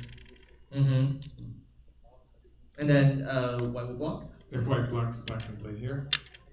If white blocks, black can cut here. No point, but play the card maybe. If white connects here, then black can cut here. So white, in this case, white is just dead. So black takes away one liberty of his own, but this barely just works, right? In this case, black still has enough liberties. Okay. Yeah. So it worked. But the difference being, having made that Atari exchange, black has made white heavier. It made it more important for white to save those stones there, because black really wants to attack on this side. Yeah. We're still waiting for the next move to arrive, but while we do that, I know we talked about the trade variation. So hypothetically, if black kills the white stones in the center there, as we have predicted, and white maybe kills the dragon in the bottom left. Can you mean this variation? Sure. And the dragon on the left, you're saying white kills that? Because like early on we had this variation, right? That would be bad for black. Okay. Yeah. That's. I don't want to talk about that one. Well, let's not send any ideas, right? These walls have ears. Yeah. So, but just from an analytical point of view, though, if white kills the bottom left group, black can only capture the 5 stones there, right? He can't do anything like to the other white stone? Well, at some point, black has to connect here anyway. So even if black pushes through here, and black connects, say white plays here. This is not a perfect connection at all, but even if black cuts it, white is going to be able to save all the stones, even though they're cut off. So then black pushes through here. White has a forcing move here. When white cuts here, white is threatening to capture this stone. So if black answers that. So in this variation, again, we see a fighting race here, and black does not have that cut there, so black's going to be dead. With the added problem that black has this cutting point here. In this case, probably capturing the 5 stones would just not be good enough. But we aren't going that way. This is where we've got a good variation coming up. This is relatively going to be good for black. Okay. So I was afraid that it would be bad if we headed into that variation. So if white had played Novi, right? Yeah. So white answered here. Yeah. So black is going to be able to escape with this move. And Jimmy has called for a pause now, so he's going to use up the second pause of his phase. I I know that usually, I mean, we have 20 moves. You should probably save one for later, right? If anything comes up. But this is the key moment here. So it is a key moment. Yeah. So Yeah. like if this happens, if white pushes through like this, then it's going to be this cut or this cut, and that looks like it's going to be okay for black. So the question that might arise is what happens if white does not play immediately here, but for instance, maybe this one. But in this case, black can cut here, and it's a different problem. The thing here is that maybe black can play a hane here and cut off those white stumps. Mm-hmm. And I think this is, let's see, white plays here. I think this looks like it's going to work. One way it could work is that black has this forcing move too, but it might be better just to go after the whole thing. Looks like this is working for black. Ooh. So otherwise white could do it this way, but it's going to be the same story. Mm-hmm. Like if black plays here, Yes. maybe I should. This still doesn't work. It still doesn't work. Black can cut it. So if white does stuff like this, it's still a case where black is going to get some extra liberties and it's going to cut here and going to attack white in the center. So this is going to be okay. So we have a chance though. So the only move that I can think of is this move. And I can't see anything that's going to be immediately wrong with it. Like I think what white is going to do is white is just going to back off a little bit, something like this, and is then going to maybe just protect the center. White does have the bonus of being able to cut here later, and black has to deal with all these cutting points in the meanwhile. So maybe something like this is maybe white's just going to push through and cut here first. Yeah, this might be a bit more strong. So in this case, black would not be completely out of the woods. Because black's group is still not live yet, right? Yeah, well, with the potential I here, it looks like black's going to be able to survive. But it's probably, my feeling is it's not going to be good enough to win the game. He does reduce some points in the center though, right? He reduced the center, but black's position here is sort of falling apart. And it's going to be increasingly difficult for black to get to this huge point on the upper side, which is ultimately that point is going to be bigger than any profit black gets here. So black's game plan was to get some profit in the center and then take that big point on the upper side. Black had to do both in order to win the game. So in this position, black is going to be pretty busy making a living shape, hopefully. Or he could gamble again and Tanuki, but then maybe it doesn't end well for him. Yeah, I don't really call that a gamble. It's a pretty sure thing in the wrong direction. So Just trying to be optimistic. Yeah, I know. But yeah, so there's that problem. Maybe it's not good enough. But like if white is misreading, you might say, if there's some miscalculation, then this could be, this would be looking very promising. This would be much better. Yeah, and not only does black live, he walks away with oodles of points. So yeah, backing away from the fight is probably white's best choice, and this would still, it still looks like it would be a good variation for white. Let's hope that Zen doesn't hear us. Probably speaks a different language somehow. Yeah. Computer language. Right. Well, one of these days, you never know, right? Speech recognition is already on its way. Yeah. Yeah. These are very genius innovations, by the way. I mean, the neural networks breakthrough right in 2016. I mean, not only does it help change, rewrite the course of the development of Go moves, but also just about everything else. I mean, it's gonna come. The huge AI transformation. It's going to change the way we solve problems and the way we look at things. The way we live. Yeah, and but having said that, we're still hoping that this totally fair system will give us a win today here. But in fact, actually, that's why we picked an earlier version of AI because we knew that that would be a contest. Yeah, I mean, if we picked 2019 Lita Zero, right. And with all due respect to the human players that have challenged before, there's going to be some kind of rank difference there. So. Yes. But yeah, let's hope for the best. I think Black, once again, just to reiterate our opinion on this, Black is going to, well, hopefully attach.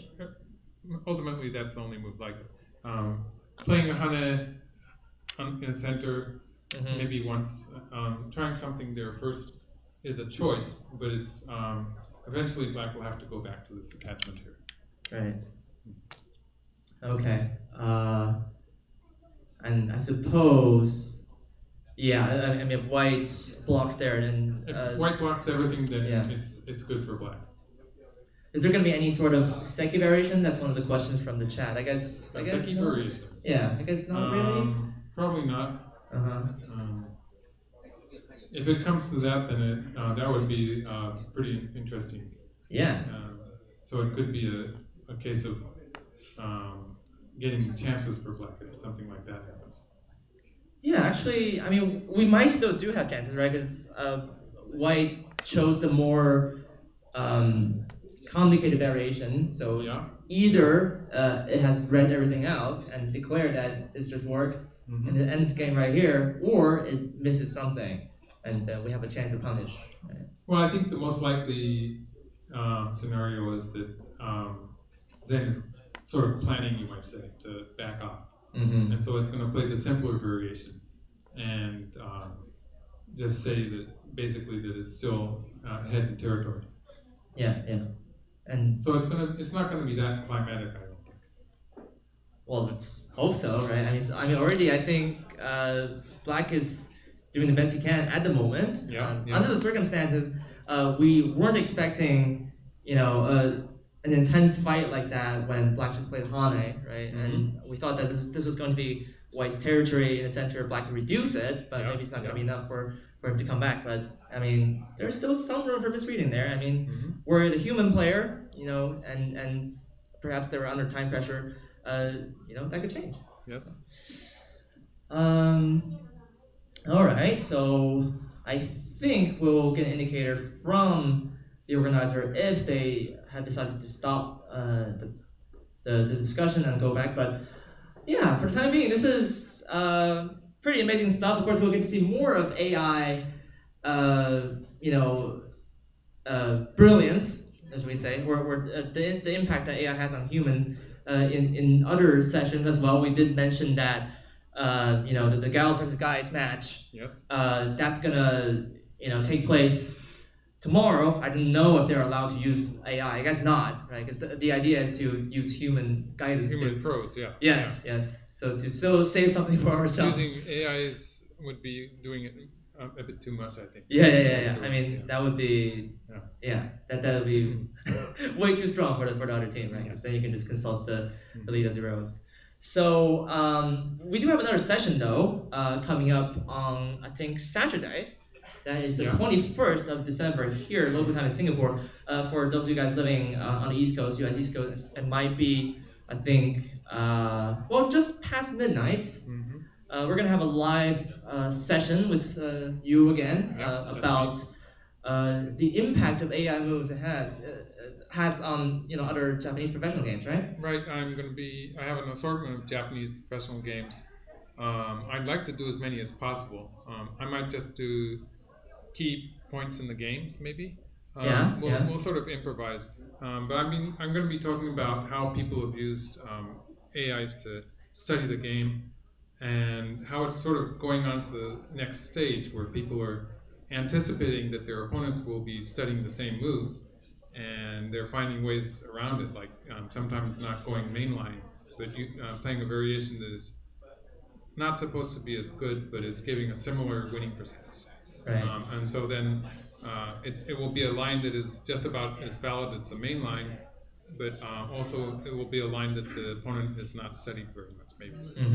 And I saw that working very effectively in a top Japanese game. It was a top Japanese game. Interestingly, the two players were from Taiwan. So they're Japanese as far as organization is concerned, but they're Taiwanese players. Right, and actually a lot of them have achieved a lot of success, right? There are a lot of successful Yeah. people from Taiwan who are living in Japan as Japanese professionals. I think Japan was a country that was relatively easy for them to go to when they Right. didn't have a real professional scene yet in Taiwan. Mm-hmm.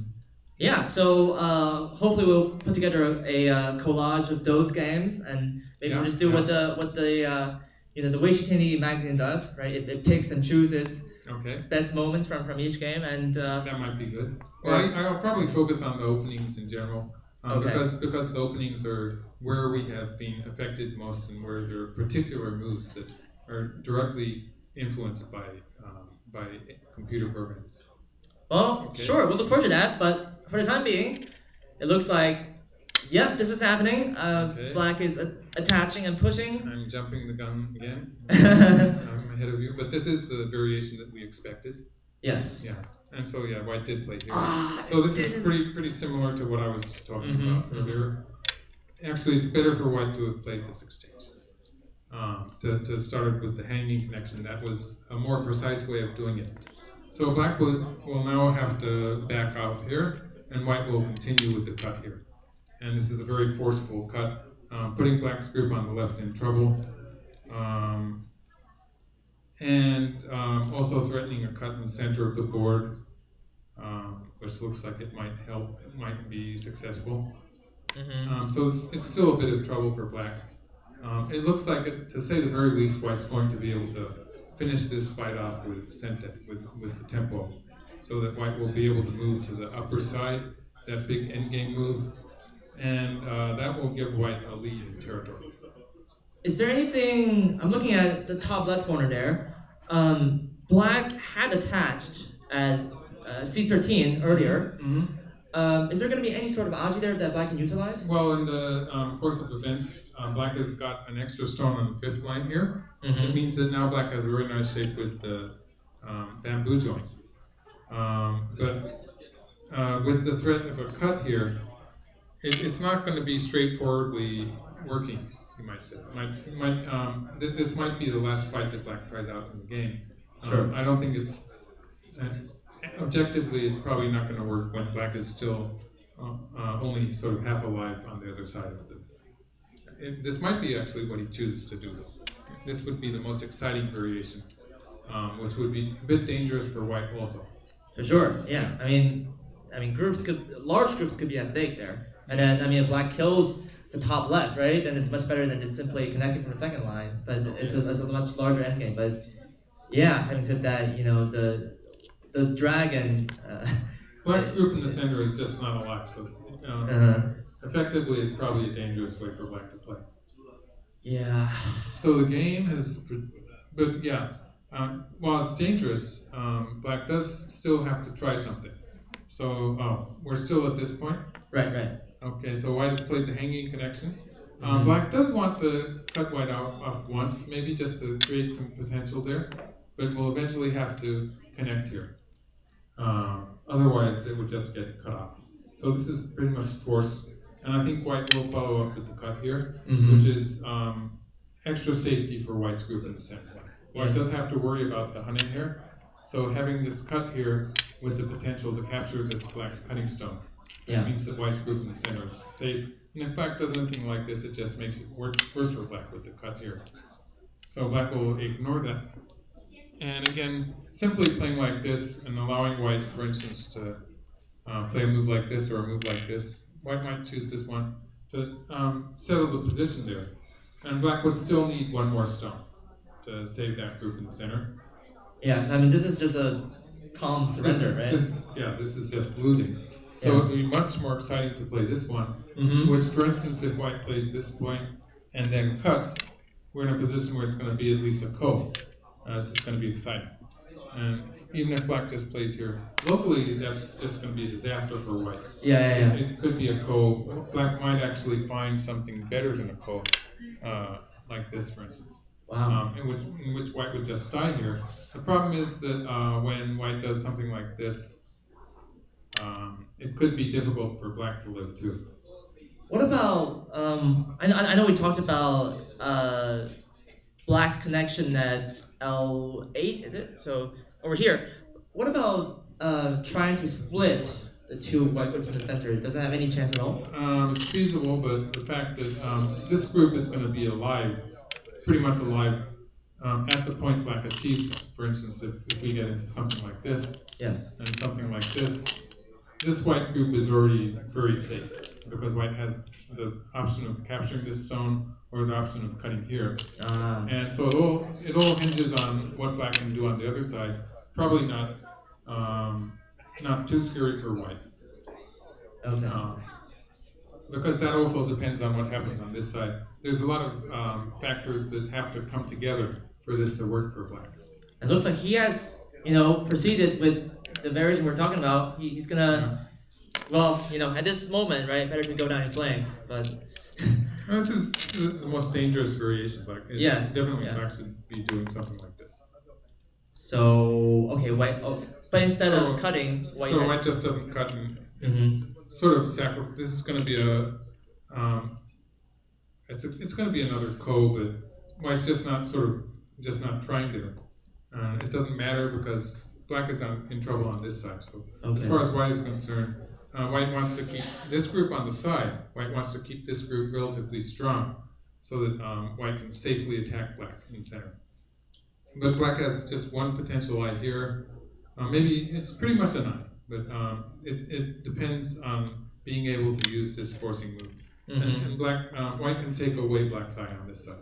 So it's, for instance, white could play like this. Let's see, and if black plays here, white could play like this, and could play like this. This would be an example of black's eyes all turning into full size. That does not look optimistic at all. Yeah, this is bad. And when black plays this move, it's going to be a ko there, but not to speak of the ko. It's going to be sente for white. White's going to have a tempo. Which means that white will be able to start doing that kind of thing. So black doesn't really have time to do that. This is probably a good time for black to try to find some way to make a life. For instance, play here. And in this case, or black could, let's see, maybe black could play here. Okay, so to make an eye in the bottom of the black doesn't really have eye space though. I'm in trouble here. There's no clean way for black to make a life actually. Oh no. Because black can force here. That's the center. Black, I sort of doubt that Zen will actually go for this variation. White will probably play away. But it's really difficult for black to create the eye here.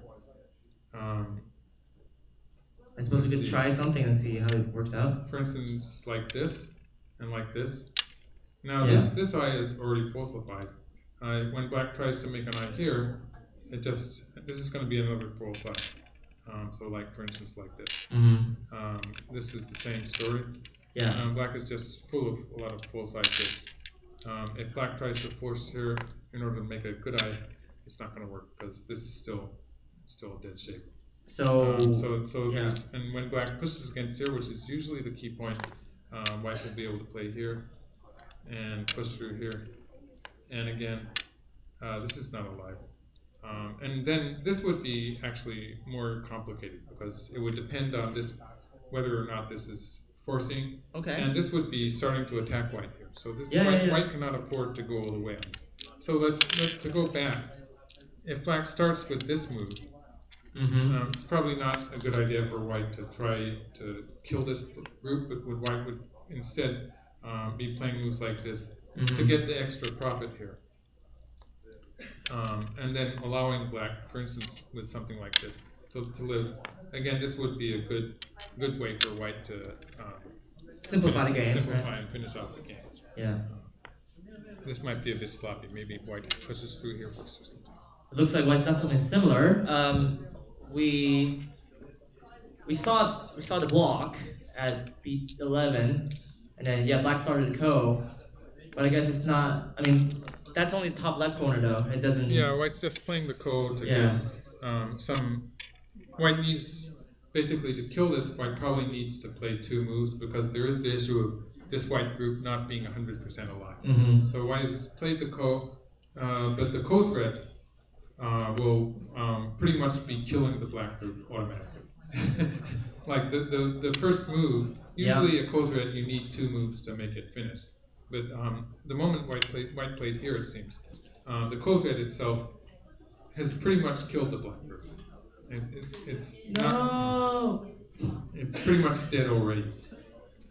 And it's just the issue that if black is lucky, maybe black can get a counterattack. So like, for instance, if black plays here and white plays here, and let's see, how do I do this? Let's say I play here.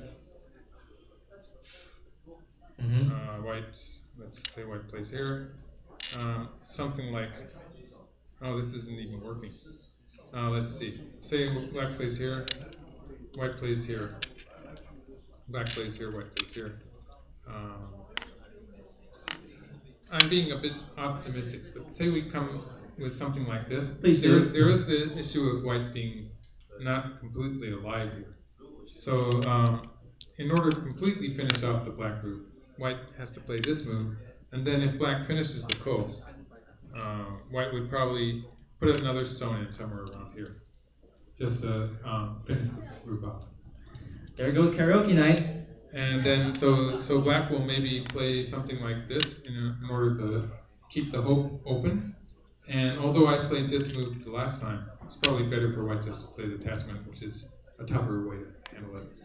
It's actually pretty difficult for black to get this into a fight to capture position.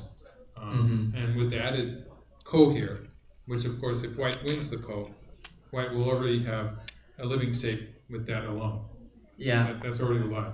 So if white can win the ko, then all of these issues that I'm talking about, white's group not being completely alive, those will just disappear immediately. So white's strategy will probably be, although white can kill the black group as it is, it's a reasonable idea for white just to continue with the ko for the time being. So it's getting more and more difficult for black at this point. Yeah. Locally, black has no way to make a living shape.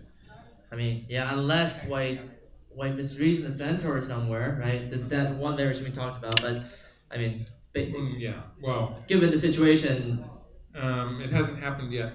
Yeah.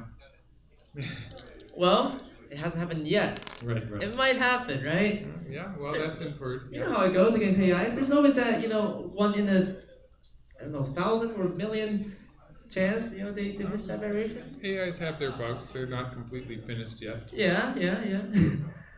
But I mean, yeah, I gotta say, this is impressive. I think composure under the circumstances by white there, because I mean, most of us, I think we would have just freaked out. Oh yeah. When black was trying to break into the left side and capturing a large group locally. I think what we can learn here from Zen is, we should just evaluate the board position, right, and stay calm and try to, take the larger point maybe. Yeah. That's what AIs are like. They're pretty calm. It's always hard to apply that kind of mindset in human games, right? Because we can try to play calmly, right, and that if you hard code any rules, you could say, well, play conservatively when you're ahead, and don't give your opponent any funny ideas, right? Or try to go crazy when you're very very much behind, so that maybe you force a mistake out of your opponent because they're ecstatic about their impending victory. Okay. But it's pretty hard in human games. But I suppose we could still try and learn. Humans have their emotions. I think that can't be helped. Yeah. Actually, applying perhaps the AI mindset, you've actually done pretty well, right? In recent actually, games. On that, in the way of that comment, I did find that my study with AI has made me much more calm about my games, in that I don't worry about my mistakes, because now I have my mistakes sort of shown to me in numbers. And like there's a number there that represents how much I've gone wrong, and so I get the answer. And what's more, I get to see that the top players in the world can lose a lot of points. Like they can lose. I forget, but I think there's some top players who have lost more than 50% of percentage points with one move. So like, if a top player can do that, maybe it's okay for me to do it every so often also. Yeah. Provided I win enough games, of course. It's never a happy occasion to make a mistake. But it's maybe a little less stressful for me when I see that the top players in the world are also losing 50% of their winning percentage with one move sometimes. Like, there are a number of games that went to 98%, and then the losing player overturned the loss. Right. Yeah, so there are games like that. Yeah, actually, we've seen that happen too, right? Some of them have been on TV. Yes. So for the human players, we can always make a blunder, unfortunately, because to not do so, we need to stay focused the entire time, basically, and not gloat too much when we're in a leading position. Right. But yeah, I suppose this is the last fight coming from Black now. Yes, well, it's the best bet, because for the time being, these black stones on the left side of the board cannot be captured. Black has captured the Ko, so locally Black is winning that fight. So for the time being, these black stones are safe. So the question is, first of all, is White going? For instance, I was showing this variation earlier. In this variation, White can capture this one stone or cut here, so White's going to be safe. There is the question: is White actually alive there? White does not actually have two eyes. So in the end, it's going to be a fight between this black group and this white group, in which Black maybe has some potential. Otherwise, there's the question of what happens if White plays here. Now White's going to have eye shape. So he should be alive on top. That's going to be alive. But the question is what happens on this side, and Black can play here, and has this forcing move. So this would be better for Black. So there is some potential here, played at this moment when that black group is safe. It's a more interesting position for Black. And it looks like actually Black's done something more, complicated looking in the game. A black cut here. And a white cut as well. Yeah, white cut as well. Now in this variation, White is offering the two stones here. And that's because if Black plays here, White's going to capture. Yeah. If Black plays here, Black's going to get those two stones. So that whole area is dead. Yeah. And White can capture something here. Now this is a completely new equation for me. And while a computer program might be fine with this kind of thing, I have just about no idea of what the score is at this point. So I have to count the score. I mean, comparing this to some of the other outcomes we've been expecting, it must be better for Black here. Because, Black has about 85 points. Yeah. I mean, that Ko is also no longer valid now because it's just dead because Black's captured the two stones, right? Yeah, this looks a lot closer than everything before. It could be that the AI thing is that this is going to be good enough for White. Sometimes AIs are like that. They don't play what I would call the optimal move. But rather the safe, quote unquote safer move, right? What they think is a better move, yes. In their vision. Yeah. Actually, there was a better way to capture this black group. White could take it from here. Mm-hmm. So it looks like this is what's going to happen. So let's see. Oh, okay. That is what we're seeing now. So this is going to be forced now. And this is, sorry, I got excited here. Yeah. Okay, it's about right. Yeah. Was a nuclear Suji on a small scale, but and it looks like Jimmy is nearing the end of his phase here. And so Black will capture these two stones, capturing the whole side. And White will probably just capture these things. Yeah, yeah. The correct way for white to capture is to play this once and then cut here. So that's a bit larger than it was the last time.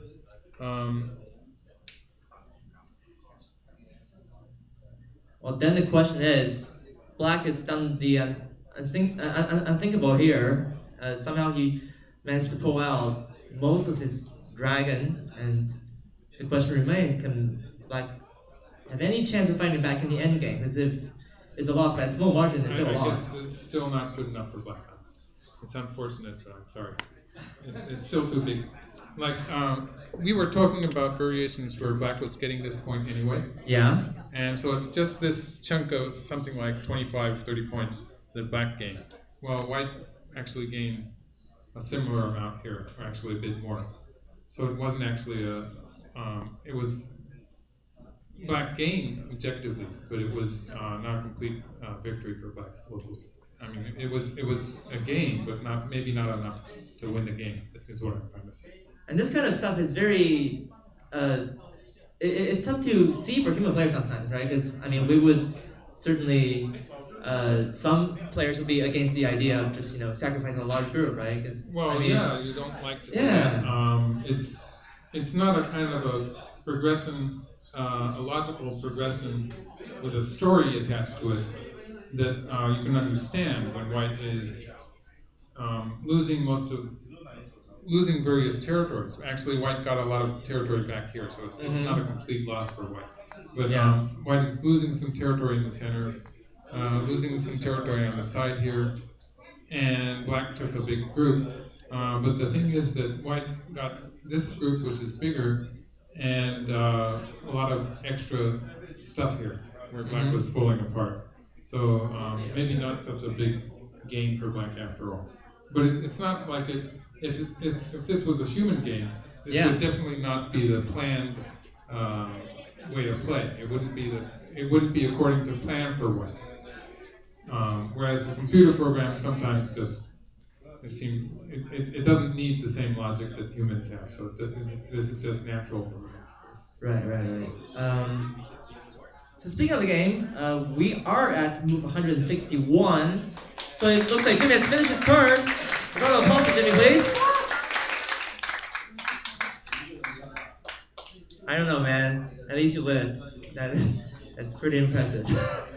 I kind of was thinking, well, if Black dies there, it might be the end, but we still have an end game to be played, and it looks like we will have a fifth phase that is taken over by Thailand's Keith Ichanovic.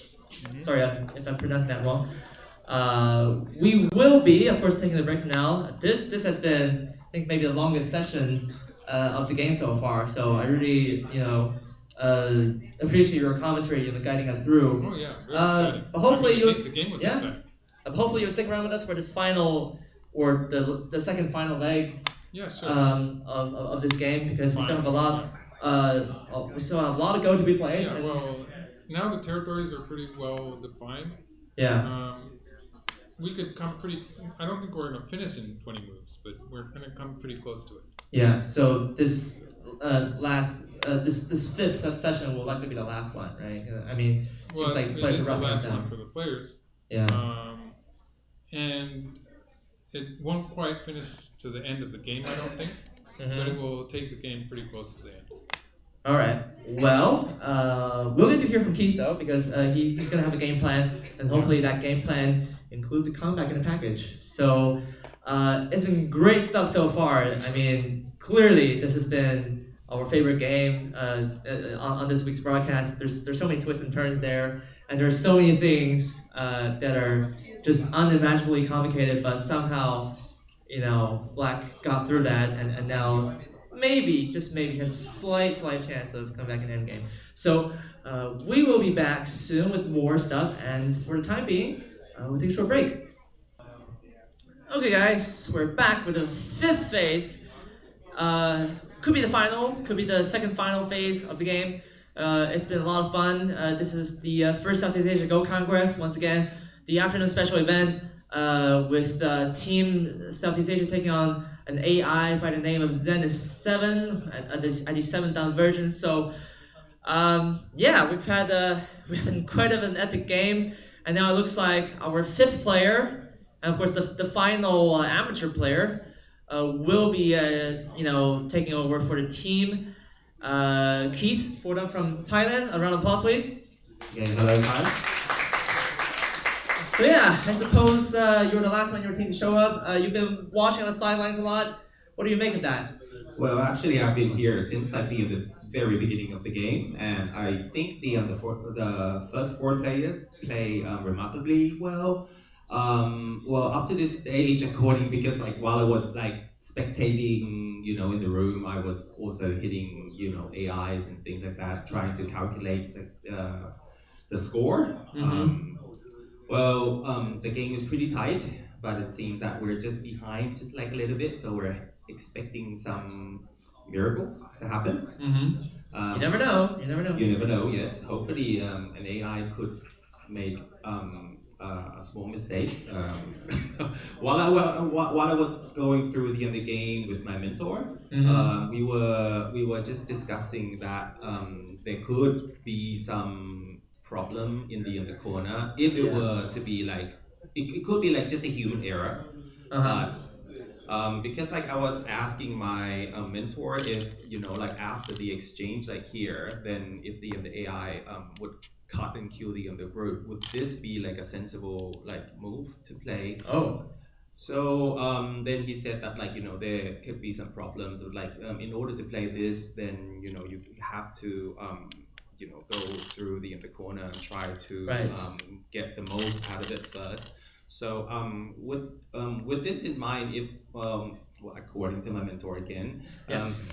Who, by the way, thanks for the kind words of Mr. Yun Chun Ho, for the professional. Definitely, yes.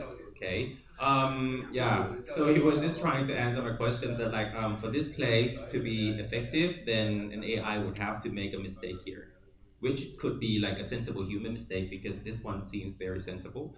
Because if this mistake were to be played, then this connection be would make these two stones would make these two aji be effective. Yes, yes. So if white were to have to go back and do something like this, then this one would be this one would be like effective if this stone is safe in center. Oh, it works? It would be. Okay. And if the AI would make this mistake, then we could, I guess, have a chance. But if okay, but if that was not if that would not be the case, like if the AI would simply connect, then the fate is sealed.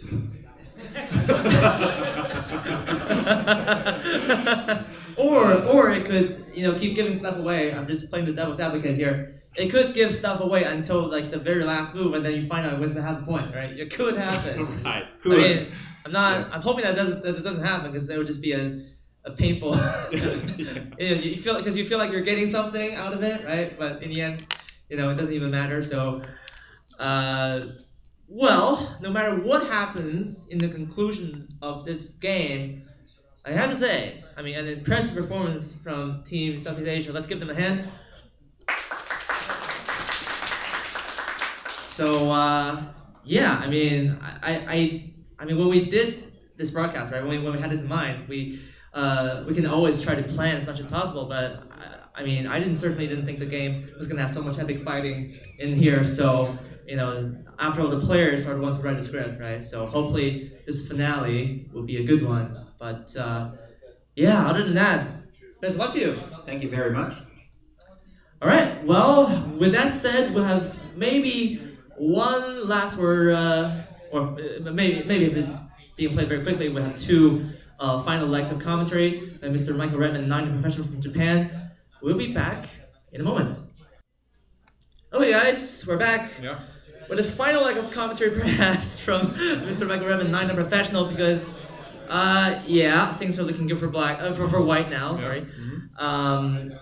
We did have Keith, the player from Thailand, going in for a final charge. Right. But he did have a plan there, actually. He had a plan. He had a plan that if white made a mistake there, it would be curtains. But yeah, So white played this forcing move. Yes, And that was I was okay. about to say that if white remembers to play this Hunan connection here, that will get rid of any ideas that black might have about playing a placement here. So this is a forcing move that is big enough to play now. Yeah, And Zen remembered to play it. Yeah, those computers are pretty good at remembering things. Yeah. So they are. Yeah. After all, that's what the hard drives and That's what they're for, right? yeah. They're used to remember I things. suspected that. Yeah. Yeah. So black played here. And so we're progressing fairly quickly now. And then white finally plays here. Oh, actually, but there's no the Hana has already been made, right? It's not a real mistake now because Okay. white will just answer on this side. Well, we just came up short. If only white didn't make that. And so now we're running out of endgame moves. Black will eventually play something like this maybe to finish the corner territory. Yeah. And that will just about be pretty close to the end of the game. There's some end game points in the center of the board. Yeah. And that will be it. Isn't that irritating? When we thought we were going to make it, right? If white hadn't made that exchange, then according to Keith's plan, the peep would have functioned, right? It would function, yeah. Yeah. Or I suppose one of the there were a lot of things that had to happen to make it work, but yeah. Well, I suppose that if black had played there first and then white made a mistake, and black didn't respond. I don't know. I'm just imagining things now. It's getting hard to follow your oops. Oh! What? Now this is interesting. Oh, I thought black was gonna. Now if black plays here, and white connects. Okay, this time I'm not hallucinating, right? You don't have to talk me into making mistakes this time. Yeah. So white plays something on the outside. Okay. Black plays here. Wait a second. Next is Atari, right? So white plays here. Black plays here. What? Actually, white just responded there in the go-to. But this means that black's gonna have a go at the stones here, okay? Mm-hmm. So this is going to be a call. I hear clamoring in the room now. There's excitement now. Yeah. Hey, don't leave the room yet. You might miss the most important moment in this game. As far as the game, the outcome of the game is concerned, maybe white will just ignore this and capture these stones. I wouldn't be surprised if this is still good enough for white. Don't tell Zen that. Zen is like that. It does stuff like that. So everyone's leaving the room. They're going to look at the game playing room, I suppose. Well, it's also 6 p.m. So there's that. Okay. I suppose. The problem here is that if black starts with this move, it doesn't work because white makes an eye and can fill from outside. So this is not working. Black has to start with the Atari here. And then if white connects, then black can extend down here. And now this is a problem for white. White captures the stone, black still plays here.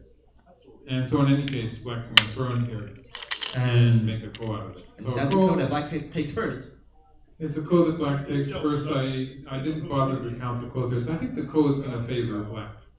So white doesn't want to get into this variation.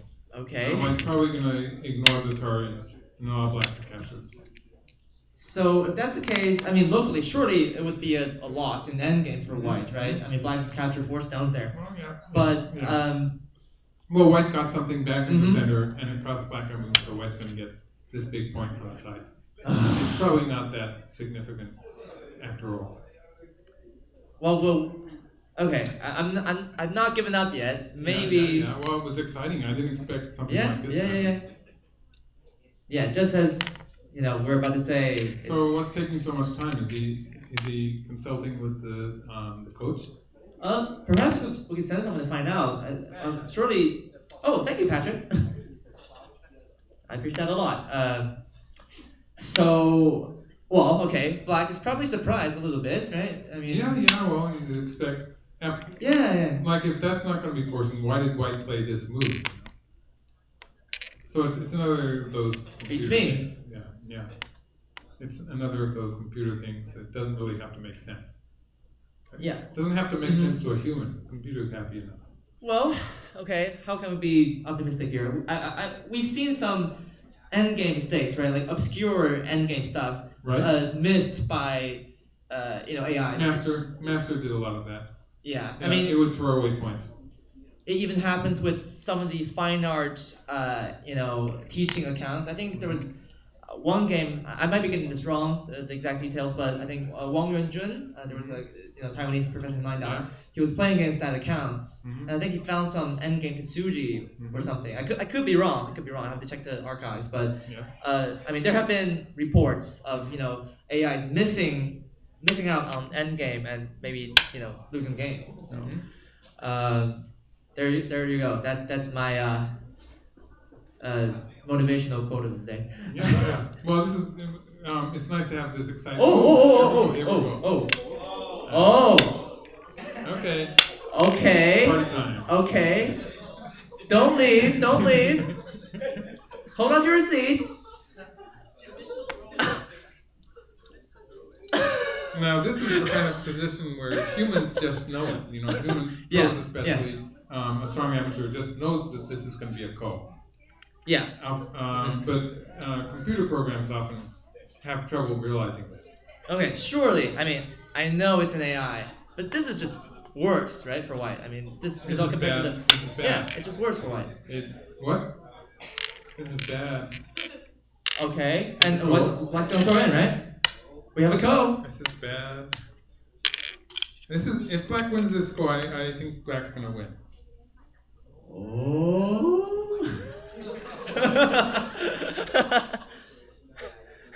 we should have sold tickets for this. Yeah, it's We much really more should. exciting than I've expected. It's a 4.5 hour stream. You guys are watching for free, and now there's more drama to it. You are definitely getting the value for that registration Wow, fee. that's a lot of black territory.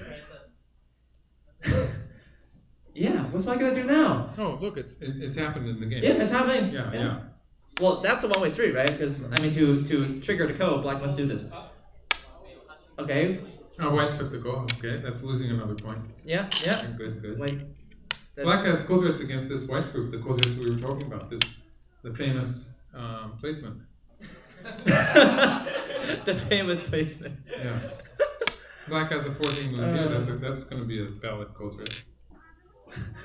The point is that this group in the corner, it's alive as it stands. So black can anywhere is going to be a good code threat. Yeah, that's a code threat too. The push here. Yeah, pushing authority here. Mm-hmm. Black needs one more. So the target here and probably just killing this group somehow. So black has to be very careful not to mess up that. Yeah. I think it's going to be dead if black just plays 2 moves here.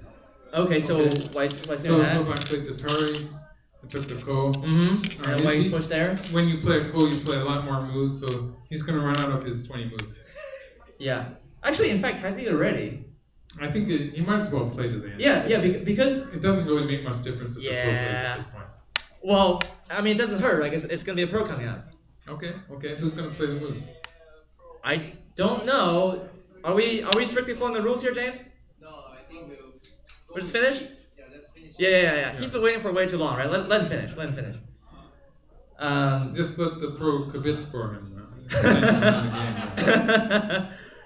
Yeah, just let the pro talk smack to Black needs the one more code threat, and that's what he's thinking about now. This is maybe the most important move of the game because he needs a code threat now. Yeah. Black has a code threat here, and this is sort of ambiguous as whether it's going to be big enough. This is big, but maybe not big enough. So it would be better for black just to kill this white group. Let's see. I think it's dead. I think if I were Keith, I would certainly ask for a pause now, just to verify, right? I think at this point of the game, you might as well have a professional standing behind him. Exactly. Yeah. I mean, I know we're at move 200, right? We're not supposed to do this, but at least this way, if you have friends that left early, you can tell them, hey, I saw this live, right? Well, certainly Keith had that in mind because he was talking about that plan early on, right? He was going to say he's going to attempt to kill that group, so that will be in his mind. It was just a different mistake than the one he expected. Yeah. So yeah, I just sort of ran through it just now. Mhm. It looked pretty dead to me. And but this is a point where Black does have to be careful to find the right code thread. Does White have any code threads like, for example, this push here that's gonna count or not really? For example, if That's White a good could kill. question. White could kill those clones. Yeah. Oh, he Atari. What? He used Atari. No. That's not good enough. I don't think that's going to be good enough. I didn't count this one, so I don't really know. But it's an improvement from the previous position. Are you still alive there? Okay. Just give me a moment. Just give me a moment. It's a big improvement from the previous position. Yeah. My feeling is that I think White's still a bit ahead, but I don't know for sure. I think I'm going to give up on trying to count this when all these things are happening. Yeah. Black did gain a little bit here. He gained a point there with White's code thread. Let's just tidy up. Black did gain a lot of things in various points. Black can play the Hanetsugi here.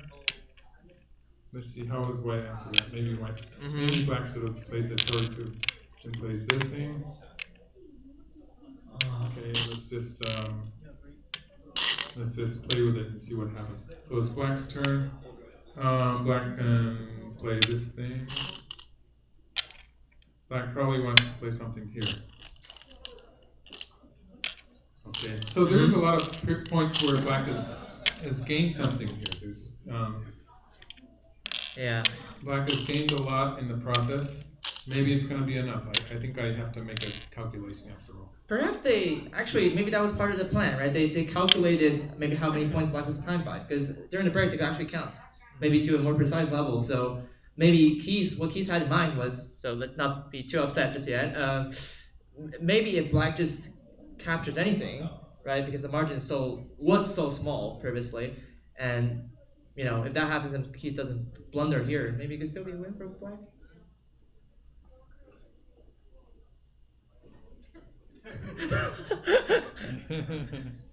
I think at this point our I was having trouble counting with you talking so much. Yeah.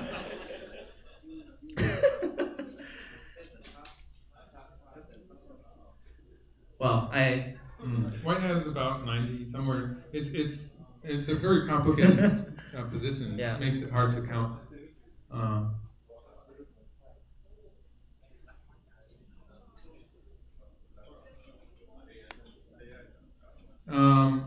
It's probably pretty close now.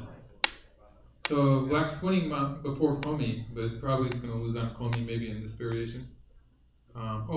He played this exchange? Let's just follow the game. Yeah. See how it turns out. Sure.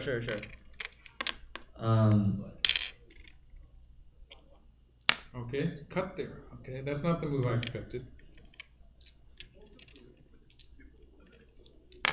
And White probably just connects. Oh, this is the game position. Yeah. Oh, okay. Come back Atari on the other side. And then Black's gonna cut on this side.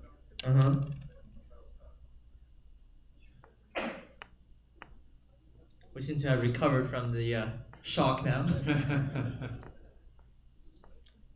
I couldn't help it. It was a big moment. Yeah. In the meantime, let me see if I missed any questions from Twitch chat though. Yeah, it looks like it's gonna be down to the wire.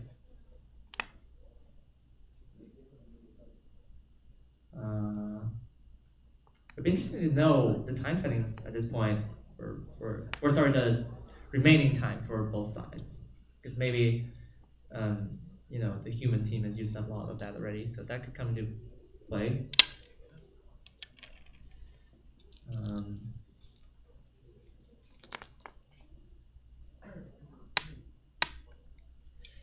So yeah, white does take, and black's gonna. So all we have left is some endgame moves in the center of the board, Mm-hmm. and then this endgame move on the right side. Those are the big moves. Yeah, perhaps if we leave the final outcome aside, this is a good time for some endgame practice because this could come in handy when we're in a close game. And Yeah. now and we try to learn which moves are largest. Well, like this move, it would be bad for white to play this way and give black the 8 points in the corner. So it's better to play here. Yeah. And at this point, giving up this one stone is probably too big. So black will probably run out. And here, and then cover here. For instance, something like this. Black has 2 ways to do it. Black could play on this side also. And this is probably slightly better than before for white. It's 8 points also. Maybe not so much difference. Maybe white can just curl around. Looks like it's about the same size territory for black. Yeah. So that's that. And then there's the center here. White could play. I'm not sure. It could involve another ko actually. It could be exciting.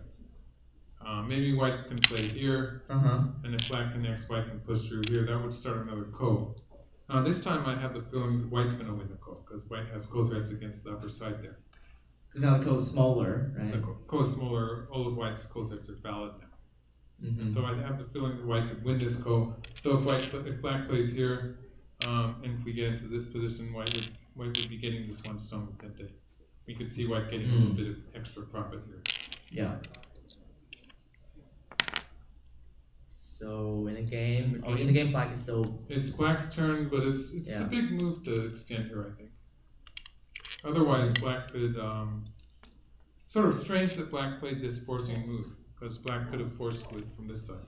Ah, okay. So keep the signal to pause. Okay. So this was a bad exchange here. Well, it could have been. Yeah, we never know. It might still be a close game. It's a close game. Yeah, anyway, it looks like he's going to have a word with his mentor now, and they're going to try to work out whether or not black can still come back from this. Perhaps right now, from a professional standpoint, it's easier to just play the game. Yeah. Yeah. They should just play the game, I think. Mm-hmm. But there is the question of this ko situation that could happen. Yeah, that's one of the remaining areas of uncertainty. Other than that, I can't really see anything bigger than this. This extension here. This looks like a pretty big move. Right. I suppose there isn't a lot left. Yeah, it's just, well, this doesn't really matter. There's just this here. So yeah, maybe white's going to play the ko. Mm-hmm. Ah, yes, our apologies. There was one exchange there. All right, you played that too? Thanks for pointing that out.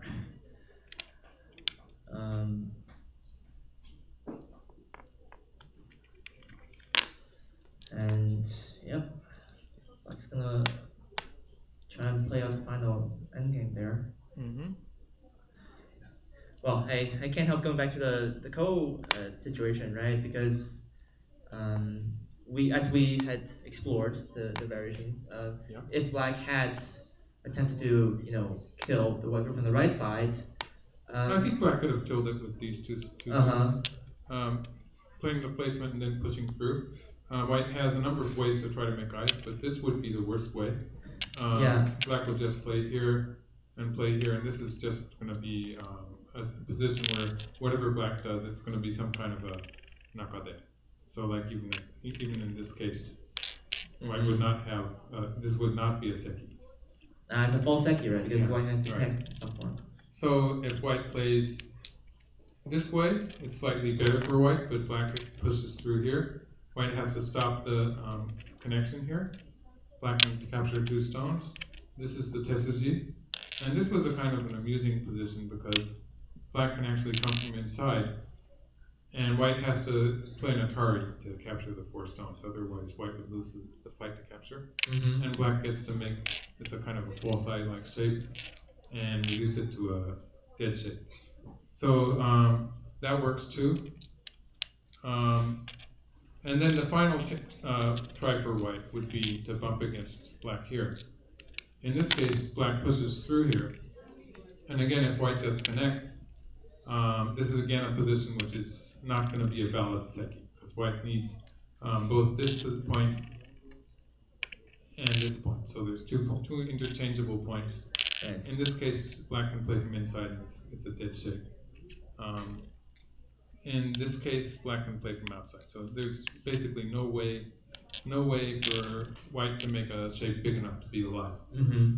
And so if black had played the placement and this Atari in combination, I think black would have been able to kill the white group. Right. Yeah. So I mean, it's safe to say that. Now, if this had been answered and black had taken the ko, then the ko would have been big enough for black to win the game. Even if white has other potential ko threats, such as this white has a one? ko threat here, but at this point, Uh-huh. if this ko threat works, then black's going to have some more. It's not going to end with just one ko threat. Black's going to have some more ko threats here. Right. Black can answer big ko threats like this Um, and still win the ko. will he also be able to defend, for example, white's push on the top side there? I don't think black would have enough ko threats to answer this move. Okay. But winning the ko is so big. Like this is 35 points or something, and it would be big enough. That I think that would be a win for black. So it was black actually had a chance to win here.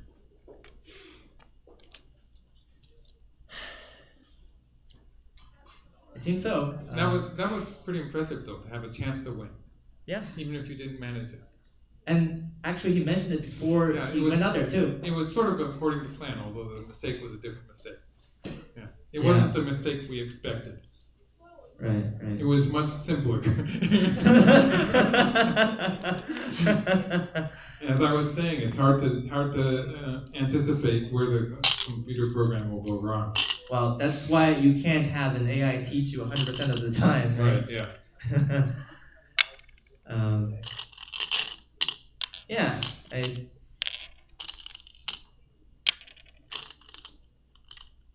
I know we're supposed to be impartial, but towards the end there, we're kind of rooting a bit for black to take the ko there. But, So we're just playing an end game here. yes. So I think this was kind of expected, right? So these are the only moves left on the board now. So I think we're just gonna, wait to the very end. There's not much left on the board now.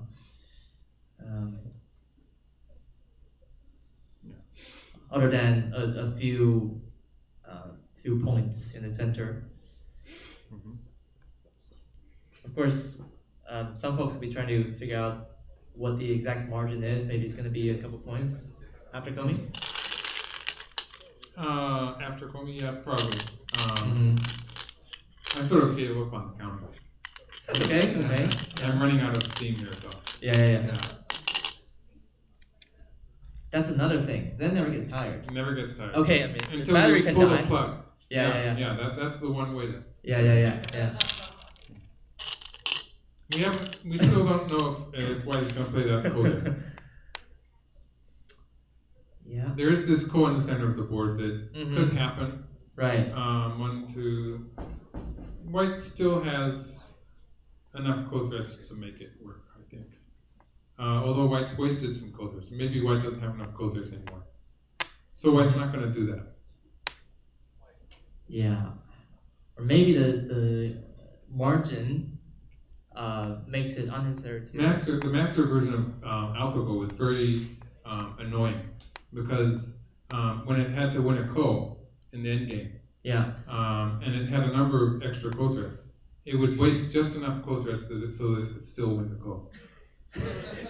It would waste ko threats and waste ko threats. Waits until the last one, right? Until it had just winning by one ko threat.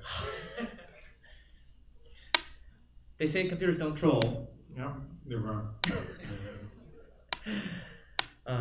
It is. I mean, like it's that situation, right? You feel like you're getting something out of it. Right. You feel like, wait, he's making mistakes. Not quite. Yeah. It's never quite enough. Yeah. Somehow. So Master was like that. Somehow was able to hold itself back from the precipice.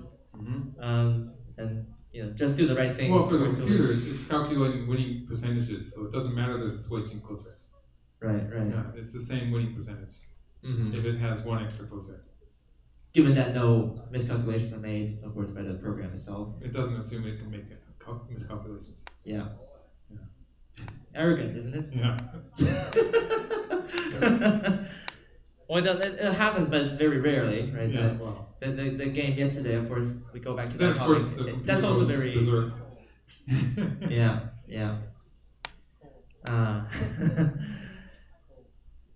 By the way, they're gonna play tomorrow, right? Lisa Low and Handel, they will play. Yes, game. I think they're. I would assume the third game is tomorrow. They played 2 games in a row. So Yeah. at least the lost on even, right?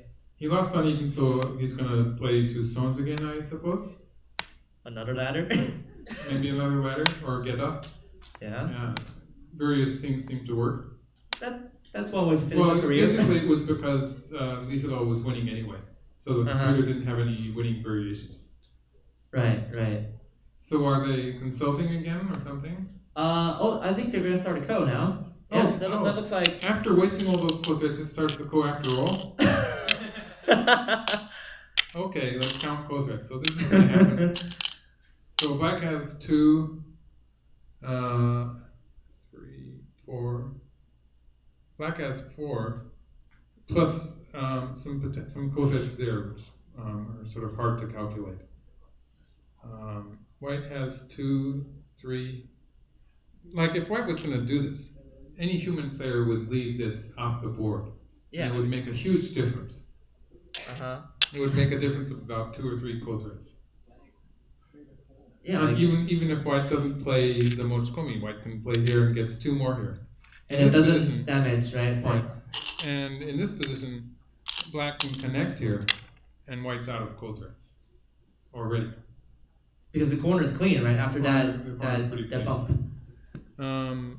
So that's really interesting, you might say. Is your mic still working? Yeah, I was just holding it away from myself. Okay. Yeah. I was gonna say, even the batteries. Let's see. We got pretty good mics here, thanks to our AV staff. But of course, all of black's co-threads are losing points, so that could come into the calculation. Like this move, maybe not, but yeah. Yeah, and. Okay, black has to play the ko. I think it would, at this point, it would be a lot more exciting if black just plays the ko. Might as well go for it, right? Yeah. I mean. I think black has potential to win this ko. And if black wins the ko, that'll be a. That'll make it even closer, maybe a win for black. I think this is, we actually still have, I haven't counted it though. Maybe I should count it. Yeah.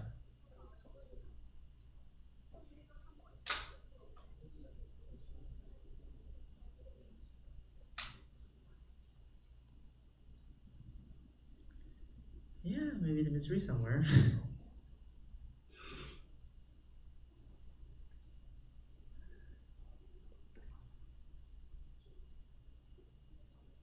$75.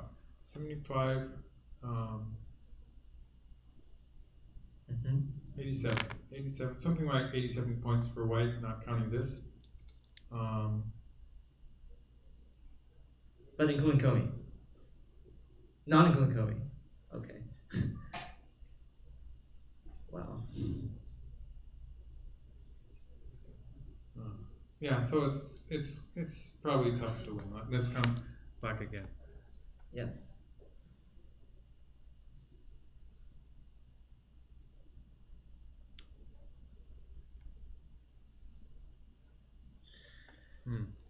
Yeah, it's going to be really close if black wins the call. So did black? Are they still taking time on it? Yeah, seems so. Did they take a timeout? I suppose. Did they pause, James? Or have they run out? Okay, wait. They've run out of timeouts. They're just playing. Okay, we have the co-starting. Actually, how much time do they have left on the human side? This is pretty crazy the way they're playing the endgame, or the way Zen is playing the endgame. 15 minutes? Or wait, 1-5 or 5-0? Oh, okay, enough. so that's not part of the equation. Maybe that's enough, I guess. Yeah. Okay, we have the co-starting. Black has a chance here. It's going to be pretty close. Okay, white cut. Only one co-thread there. Please don't tell me we're one co-thread short. No, black has co-threads. Black has co-threads. The question is, This is going to be black will have gained some points, but is it going to be good enough? So like this is a code that you sort of hesitate to use because we know that compared to white not doing anything, this is probably going to be a slight gain for black. So usually you would play this code red confident that it would be good enough. Yeah, you feel it's natural. But when you're playing with a computer, sometimes it just takes a smaller loss. So this would be a case where white is probably going to play away. Yeah, and that could be a repeat of what's happened And a it's couple not weeks big, ago, right? that's going to be good enough. It's not going to be good enough. Black has a code red here. I guess black can use these code reds. I was sort of looking at the potential of taking away this eye in the end game and coming up with a position like this and then playing like this to make some trouble inside white's territory. I'm pretty sure that it's not going to amount to anything because white can make a big eye here and white has 5 liberties. So white should be able to, maybe we could make a kind of a co-like position. Let's see. Yeah, it's a call, but it's a pretty hopeless call. This would be a step call. So it's probably not going to amount to anything anyway. So might as well use this as a code red. Actually, black is playing this code red. Now this code red, black has lost a point. Black is going to lose a point. Black played here, took the call. Where did white play the code red? Oh, sorry. Let me go back. White played this code red. Yeah, threw in, so that doesn't cost any And so points this again. code red loses a point. Because later on in the end game, black's going to play here. We have this position, and black has a forcing move here. Oh. Black can cut, and it's even better if black has not played that because it's going to be forcing. So actually, it's 1 point, 2 points. 2 points lost. Black really didn't want to play that code red, and maybe he just missed that. So that was big. That was big. It sort of redeems white for playing that bad code. That's why I wanted to start from this side. Yeah. Well, actually, given Move forward. We've got yeah. some more moves, I'm sure. Yes. Actually, no, it was just that. Oh, it's just that? Yeah. Well, black's going to take the call, certainly. Should be, yeah. Yeah, it's going to... I was just going to say that given White's track record of reading out... that could have been another chance to wait for a sounding Zen mistake. Yeah.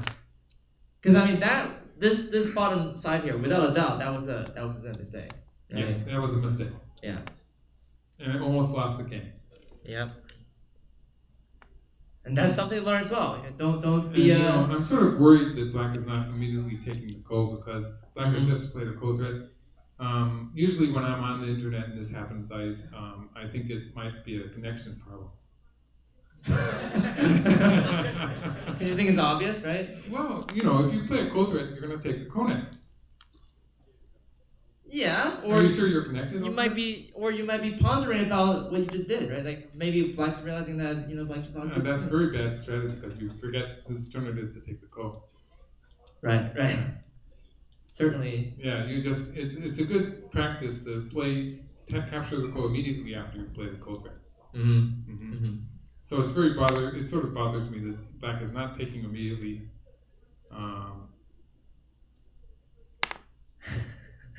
Some problem with the net or something, maybe. Yeah. Well, if that's the case, we're gonna have to have unless he realized that he just lost a point or so. That could be. He's having some kind of a fit or something, Sometimes people do that. Yeah, I mean, you've talked about this. And by the way, if you want to check out some of the other reviews previously done by Mr. Redmond, you can go to the YouTube channel. But you mentioned, in previous games, right?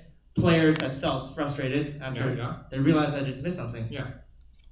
So it's not a good idea to think about the past mistakes in your game. You just sort of save that for after the game.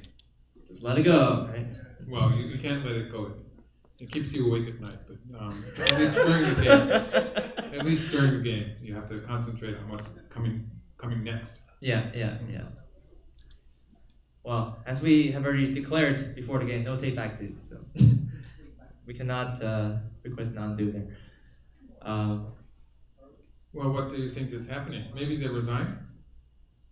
It could be, but the game recorder would have typed already, or someone would have run to the room. Yeah. So Or unless there was just a collective moment of silence for Maybe 2 points lost. maybe the professional watching the game freaked out when he played this move. Yeah. What did I tell you just now?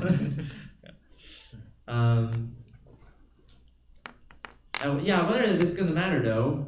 Like once again, we said that if Black had won the code, it could be close, right? Right. It'd still be a small loss. But. That 2 points could be hurting Black. Yes. Yeah, and well, okay, Black's gonna take that. They're not pausing, unless I'm being corrected here. Yeah, nope. No, nothing. It's very strange that the game is not moving forward. Oh, there we go. Oh, he took the We're call. back. And actually, I was thinking like when you showed this variation on the left side there, that could be kind of slightly tricky to read, right? For white. Maybe. Yeah, and then given what's happened here. You never really know. It's really hard to tell when a AI is going to make a mistake. And when it happens, you got to be ready to take it. Sometimes they're very surprising. Yeah, like that one, right? I think a lot of people were about to leave for dinner, and that happened, and so you just missed the happy hour, unfortunately. Yeah. Okay, White takes back. Black's turn to. Yes. I guess this is the biggest. Well, this is still pretty big. Or playing on target against these two stones would be a big code threat. Yeah. After all that, Black might be losing the code.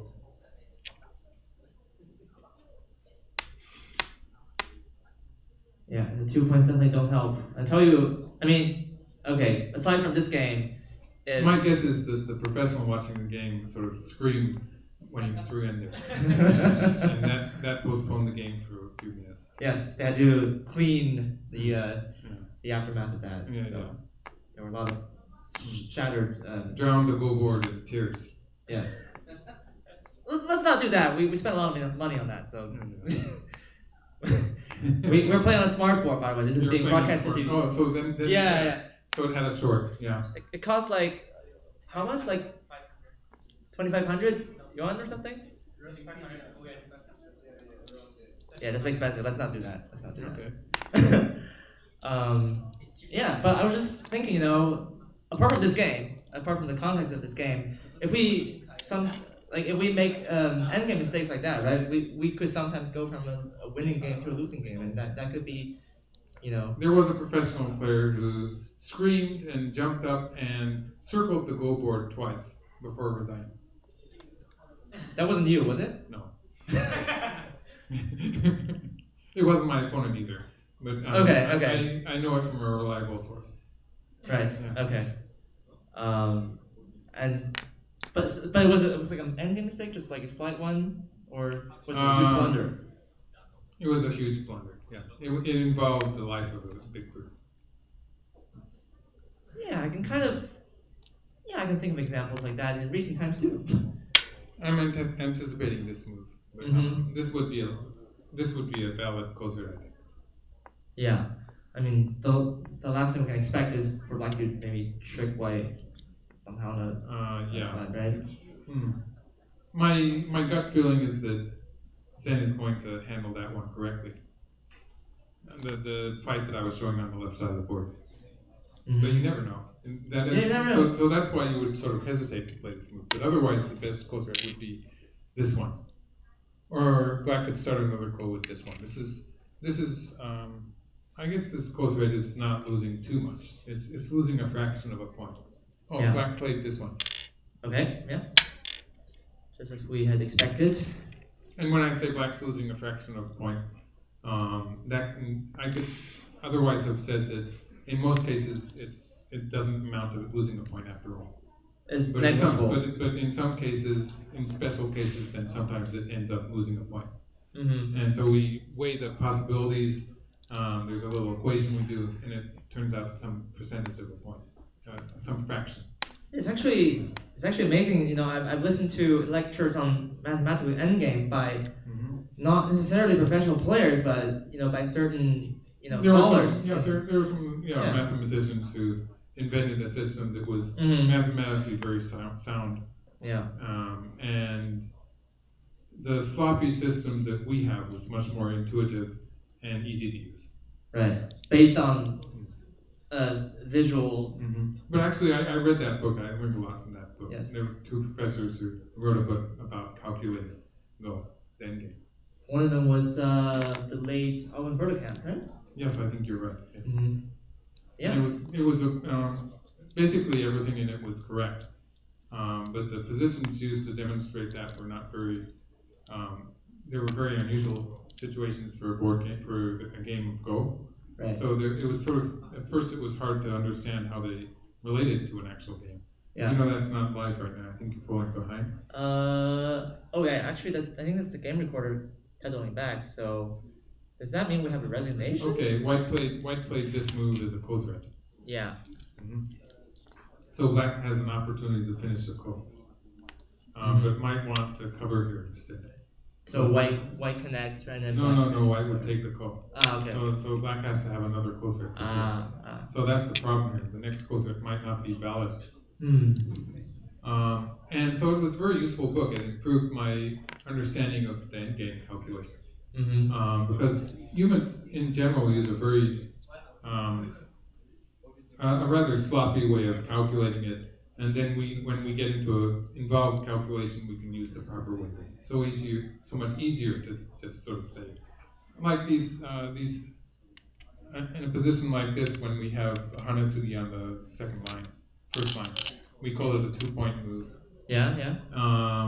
But then when we're making these evaluations of absolute values, in which case we're getting that fraction, it doesn't really fit with this.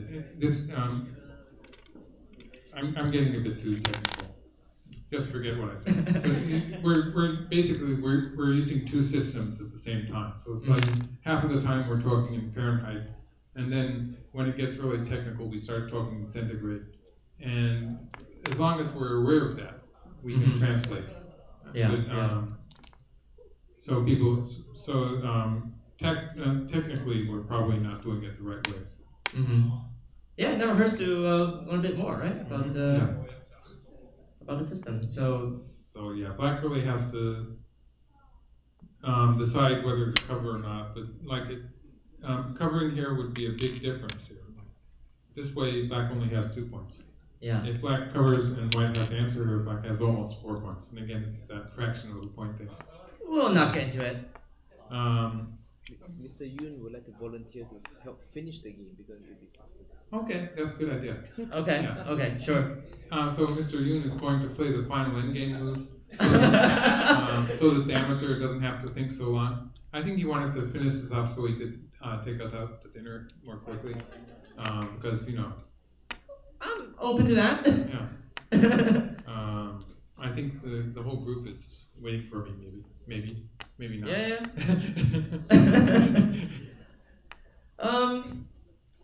Well, okay. So we're gonna see maybe a much faster endgame. They're just gonna play to. Well, it's just about finished. Yeah. Connecting the code is correct because black was running on the code beds. Yeah. And white's gonna crawl once in the corner. So that probably means that it doesn't matter at this point, right? Like white's probably just winning the game. White's winning by a small margin, I think. So many things happened since I made the last detailed calculation. It's sort of, I don't know at this point. Yeah. So now I guess connecting here is pretty big. This is 3 or 4 points. That's the biggest move. Yeah. Alpha goes. It's not alpha. Zen is making it exciting again. This is another code that could happen in the corner. It's correct for black to wait for a while before playing that code, because I get the feeling that Zen is not going to protect that. Yeah. Maybe next time we should. Maybe another mistake we have here. So this is the biggest move for black. Actually, black could start from this side. That's going to be forcing, because of the extra moves. So that's a 4-point move. Yeah. I thought he was going to be playing quickly. So what are we having for tonight? Or what are you thinking? Let's see, Chinese. Chinese? Yeah, we haven't had Chinese yet. Yeah. Not in Singapore. You know, Chinese is interesting because it changes. It changes depending on the country. Yeah. Okay, so black played this one. That's about 3 points. Mm-hmm. I thought this one was bigger. That might be an area of improvement we can all learn from there. Because actually, I also get it mixed up sometimes. You know, when I see there's a stone right being half captured and there's a stone being half rescued. Yeah. Sometimes, amateur players, can make those mistakes as well. Mhm. So, maybe that was the larger move. That was larger. I Okay. think black is sort of hoping to create a kind of a semi position here with this black group. It's not really working though. Yeah, this white has two eyes. It seems. Okay, so black played the ko, and black's just going to win this ko basically. So it's going to be difficult for white to win this ko. So there was no point in playing that honey on the first line. Yeah. Now white takes. Black can play any random ko, any ko red is good enough. Playing the card here first. Yeah. Right. So white making a mistake here is actually going to make the game take longer. And when Yoon went out to the other room, he was pretty confident it was just going to play blitz and finish the game. Yeah. And then this mistake came, and he had to think about it a little bit. So it was an unexpected mistake that's going to lengthen the game. Okay, so on the subject of Chinese cuisine. Okay, yeah. What kind of? I'm just joking. Yeah. It better be good because we've been here a long time. I haven't thought about it in that much detail yet. Yeah. But actually, maybe Zen actually is trying to win this goal. But I suppose there are not a lot of filters to go with that, right? Well, black's next code red is a bit is the painful one. Black doesn't have a code red that doesn't lose anything. Like the black's best code red is filling this dame.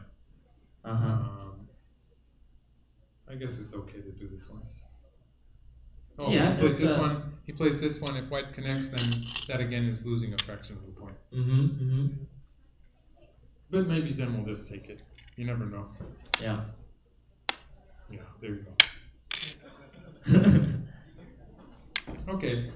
So it looks like black's going to win the call. Yeah.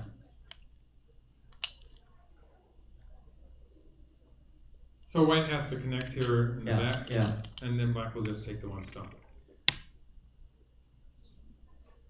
Unless Zen does not connect there, and then we have a big call.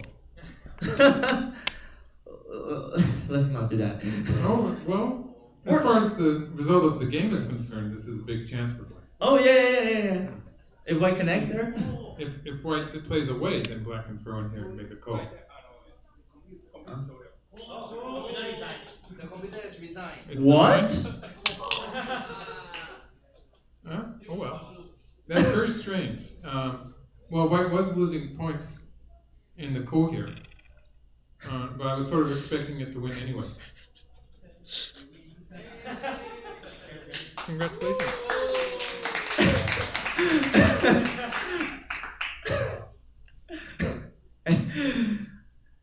Pro Magic? He stepped in? Well, it was pretty He did close. what he had to do? I thought it was going to be close after black won the ko. Yeah. But I lost track of the score. Yeah, I mean, we just knew it was going to be a close game, right? I mean, of course, we didn't do the dishonorable thing and consult the score estimator, so we just kind of on our own. The Hane here was basically a wasted move, so that was bad. Yeah. Maybe Zen was losing by a small margin at that point. Maybe it was going crazy, right? Slightly. But nevertheless, this has been one of the greatest broadcasts of all time, I think. Here in the lower side, when we got that ko. Yeah. It's like in some ways, it's like one of the epic sports matches that went to the final set, and then, but instead of epic, faultless play from both players, there were a couple of questionable ones. Yeah, well, you sort of expect the group of amateur players to make some mistakes, but Zen really did the exciting ones. Yeah. Out mistake them.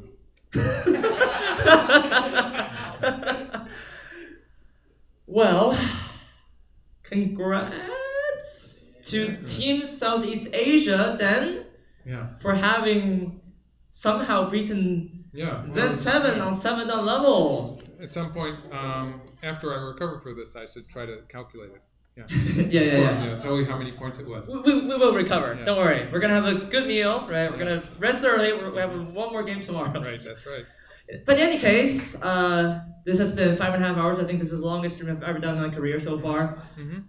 I would like to extend my sincerest thank you to you, Mr. Michael Redmond, for staying here with us and broadcasting this epic game.